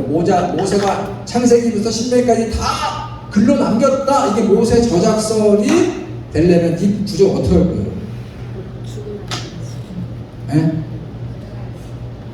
자기가 평전을 썼어요. 근데 그 평전에 어떤 내용까지 포함되냐면 내가 죽었고 몇월 며칠 죽어서 어디에 장사됐는데 그 정도가 아니고 그때 이스라엘 내 후손들이 나를 무려 30일 동안 장례를 지내주었다. 이 얘기 쓸 수 있냐고요? 없냐고요? 그래서 이거는 모세 저작설이라고 얘기합니다. 모세 오경을 부정하는 게 아니에요. 그건 달라요. 그랬더니 특별창이 일어나는 거예요. 모세 오경, 그리고 그거는 지금 그 주제가 아니니까. 자, 그래서 저는 율법 5개는 모세를 통해 하나님께서 이스라엘 백성들에게 주신 하나님의 백성의 삶의 지침의 내용이에요. 그리고 그 다음에 뭐를 갖죠? 역사서가 있는 거예요. 역사서. 여호수아부터 가나안 땅을 차지해 들어가는 역사 얘기잖아요. 주로. 그 역사서가 있고 그 다음에 또 뭐가 있어요? 하나님이 예언자들을 통해서 이스라엘 백성들에게 말씀하신 예언서가, 선문서가 있고 그렇게 그렇게 되어 있다는 거고 구분을 하면 좋겠다는 말씀이고요. 6쪽을 보겠습니다. 6쪽이 이제 좀 서론인데 다음 시간에 또 한번 얘기를 하겠습니다만 이 구약성경의 주제는 바로 6쪽에 대한 공부를 앞으로 하게 될 거예요. 자, 거기에 뭐가 있냐면 아래서부터 보면 돼요. 10가지 시대로 구분을 했어요. 연대기를. 이 교재가 성경을 이렇게 구분한 거예요. 그리고 이 공부를 이렇게 하겠다는 이제 서론 얘기를 하는 겁니다. 아래로 가서 보세요. 창조 시대가 있고요. 그러죠? 그게 이제 창조 시대라고 봤고, 그 다음에 아브라함 이야기부터 나오는 족장들이라고 하거든요. 아브라함의 믿음의 족장들 이야기. 그때 족장은 우리가 오해하기 무슨 인디안 족장을 얘기하는 게 그게 아니고 하나님의 말씀과 언약으로 살았던 믿음의 족장을 얘기하는 거예요. 아브라함, 이삭, 야곱을 족장이라고 봐요. 근데 그 족장은 어느 부족의 족장이 아니고 1차적 함의된 의미는 믿음의 족장들이고 믿음의 원조들이고 뭐 이런 거예요. 그래서 거기에서부터 우리는 다 아브라함의 믿음의 후손들이다 이런 얘기가 나오는 거예요. 히브리서에. 믿음의 족장 얘기를 하게 될 겁니다. 공부하게 될 거예요. 그 다음에 요셉을 통해서 자연스럽게 출애굽으로 넘어가죠. 출애굽 역사 얘기와 광야에서의 40년 역사 얘기를 하게 될 것이다. 그리고 드디어 이제 다 광야에서 죽고 1세대는 이제 모세도 죽죠. 모세도 죽고 그리고 여호수아를 통해서 정복을 하죠. 가나안 정복 전쟁이 벌어지는 겁니다. 정복 전쟁. 여호수아서 얘기를 하다가 거기에서 계속 실패를 하는 게 파란만장하게 그러다가 이제 결국은 들어가서 땅을 차지한 이후에 이거 참 중요합니다. 곧바로 여호수아가 왕이 되면 되잖아요. 근데 왕이 되지 않고 스스로 거부하고 그리고 뭐예요? 사사시대를 열어요. 사사시대 중간중간에 사사시대는 왕조에 대한 반대 개념이에요. 이스라엘이 분명히 왕을 세울 수 있었음에도 불구하고 이스라엘은 하나님의 뜻에 따라서 왕을 세우지 않습니다. 중간중간에 굵직굵직한 사사들이 등장할 때마다 왕이 되어달라고 하지만 하나님 허락하지 않아요. 대표적으로 사무엘 같은 경우에 사무엘도 왕으로 세우고 싶어 했어요. 그런데 사무엘은 예언자로 남고 결국 왕을 세우는 역할만 하고 그런 얘기 사사시대 중요합니다. 200년 동안 사사. 그 다음에 드디어 왕이 되죠. 다윗과 솔로몬 시대를 얘기하는 거예요. 단일 왕국 시대는 다윗과 솔로몬, 사울왕, 다윗, 솔로몬까지의 시대를 얘기하고 솔로몬이 죽게 되자 어떻게 되죠? 남북으로 갈려지죠. 르호보암과 여로보암. 그래서 분열 왕국 이스라엘 시대가 열려지게 되고 그 다음에 정신 못 차리고 살다가 바벨론에게 587년에 멸망하고 포로 시대가 열려져. 그 포로 시대 하나님께서 예언자를 함께 보내셔서 예언자를 보냈다는 것은 곧 하나님이 그들과 함께 하신다는 거죠. 그래서 바벨론 포로의 시기를 70년을 보내고 그 다음에 하나님께서 바사라는 제국을 들어서 고레스 왕, 원래는 키루스입니다. 키루스 대제를 세워서 여러분 아세요? 이사야서 예언자, 제2사 예언자는 고레스를 가리켜 뭐라고 했다고요? 예언자라고 합니다. 이스라엘 백성을 살리는 예언자로 하나님의 고레스를 세우사 이렇게 한다고요. 그 구절은 나중에 찾아볼게요. 나중에 제가 그 고레스 침략을 통해서 다시 바벨론 땅에서 돌아와서 귀환의 시대를 보내면서 성전을 짓고 공동체를 다시 세우는 그런 역사를 하면서 그러면서 이제 예언 뭐 이렇게 하고 그러다가 이제 정신 못 차리죠. 계속 이스라엘의 역사는 정신 못 차리고 그러니까 하나님이 어떻게 해요? 더 이상 너희들한테는 말이 없다. 침묵의 시대가 됩니다. 400년 침묵의 400년 시대. 하나님이 예언자 보내지 않아요. 말라기 예언자. 그 말라기도 원래는 고유명사가 아닙니다. 말라기라고 하는 히브리어가 그 사자라는 뜻이에요. 사자. 아시죠? 메신저 우리로 얘기하면 하나님의 사자가 그러니까 말라기는 개인이라기보다도 그 시대에 하나님의 예언을 보냈는데 결국 그를 마지막으로 해서 더 이상 예언을 하지 않았다. 이런 함의된 의미가 말라기는 강하고요. 그 다음에 그 예언이 끝나고 다시 예언으로 하나님 말씀을 가지고 온 사람이 누구예요? 그 세례요. 그 세례 요한이 올 때까지 400년 동안 침묵의 시대가 되는 거예요. 그리고 세례 요한은 다른 거 전하지 않아요. 예수 그리스도를 전하고 광야에 지는 예수 그리스도. 그리고 누구를 비판합니까? 당시에 유대 종교를, 성전 종교를 완전히 비판합니다. 그래서 그 얘기는 뭐예요? 뭐 성전을 문 닫게 하신 것도 하나님이시다. 여러분 참 신기하죠? 이스라엘 성수대를 가면 그 성전이 세워 있던 곳에 지금 뭐가 있죠? 이슬람 황금동 사원이 있어요. 이스라엘이 저렇게 막 난리를 치고, 이스라엘이 딱 경제 수준이 우리하고 비슷해요. 그러면 자기들의 성전을 지을 법도 한데, 그러잖아요? 그래서 내가 물어봤어. 가가지고 성수들에 가가지고 거기 이스라엘에서 오랫동안 공부했던 분한테 그랬더니, 목사님 저거를 연말마다 연초 기자회견을 할 때마다 랍비들이 나온대요. 지금도 이스라엘은 랍비들이 있어요. 그 랍비들은 군대도 안 가고 세금도 안 내고 국가가 모든 거를 다 해결해줘요. 하는 것도 없는데. 그러니까 이스라엘 젊은 사람들이 랍비를 굉장히 싫어요. 근데 그 사람들이 나와가지고 맨날 대담을 하는 거예요. 이렇게 노인들이 나와가지고 내년에부터 계획해가지고 저 돔사원을 밀어버리고 저기에다가 다시 예루살렘 성전을 세울 계획을 가지고 기도하고 있으니까 여러분들 응원해달라고 그렇게 얘기한다는 거예요. 랍비들이 짓고 싶어해. 그러면 또 그걸로 난리가 나는 거예요. 이스라엘. 저거를 허무는 순간 3차 세계대전이 일어나는 거예요. 분쇄정상만 들어가는. 여러분 이슬람 사원이 지금 이스라엘에 망해가지고 이스라엘에 망해서 들어와서 세워놨는데 저거를 허물고 거기다가 성전을 짓는다는 얘기는 곧 무슨 얘기 하냐는 거예요? 전쟁하자는 거예요. 유대와 이슬람 간에 지금 골이 깊어요. 골이 깊다고. 그러니까 그거는 있을 수가 없고 말은 그렇게 하지만. 근데 기가 막힌 건 뭐예요? 성전을 닫게 했잖아요. 엘리야를 통해서 다 무너지게 하리라. 예수님도 그랬잖아요. 그리고는 이렇게 오랜 세월이 지나가도록 못 세워지지 않아요. 하나님의 예수 그리스도 통한 말씀에 1.1을 그런 거에서 우리가 이제 말씀의 권위를 한번 깊이 생각해 봐야 되는 그런 거죠. 자, 이 공부를 하게 될 것이죠. 신약은 또 나중에 좀 보도록 그렇게 하겠습니다. 자, 오늘 제가 준비한 내용은 여기까지 되겠습니다. 오늘 좀 서론이 좀 있었고요. 뭐 내용은 이제 구체적으로 좀 성경 지리부터 들어가게 되면 아니 갑자기 왜 성경에 나오는 지리와 기후 얘기를 이 얘기를 나중에 한번 예습 한번 해보세요. 한번 읽고 한번 와보세요. 우리 성경을 이해하는데 얼마나 많은 이야기들이 여기하고 연동되어 있는가에 대해서 이해를 우리가 좀 쉽게 잘 할 수 있지 않겠나 그런 생각이 들었습니다.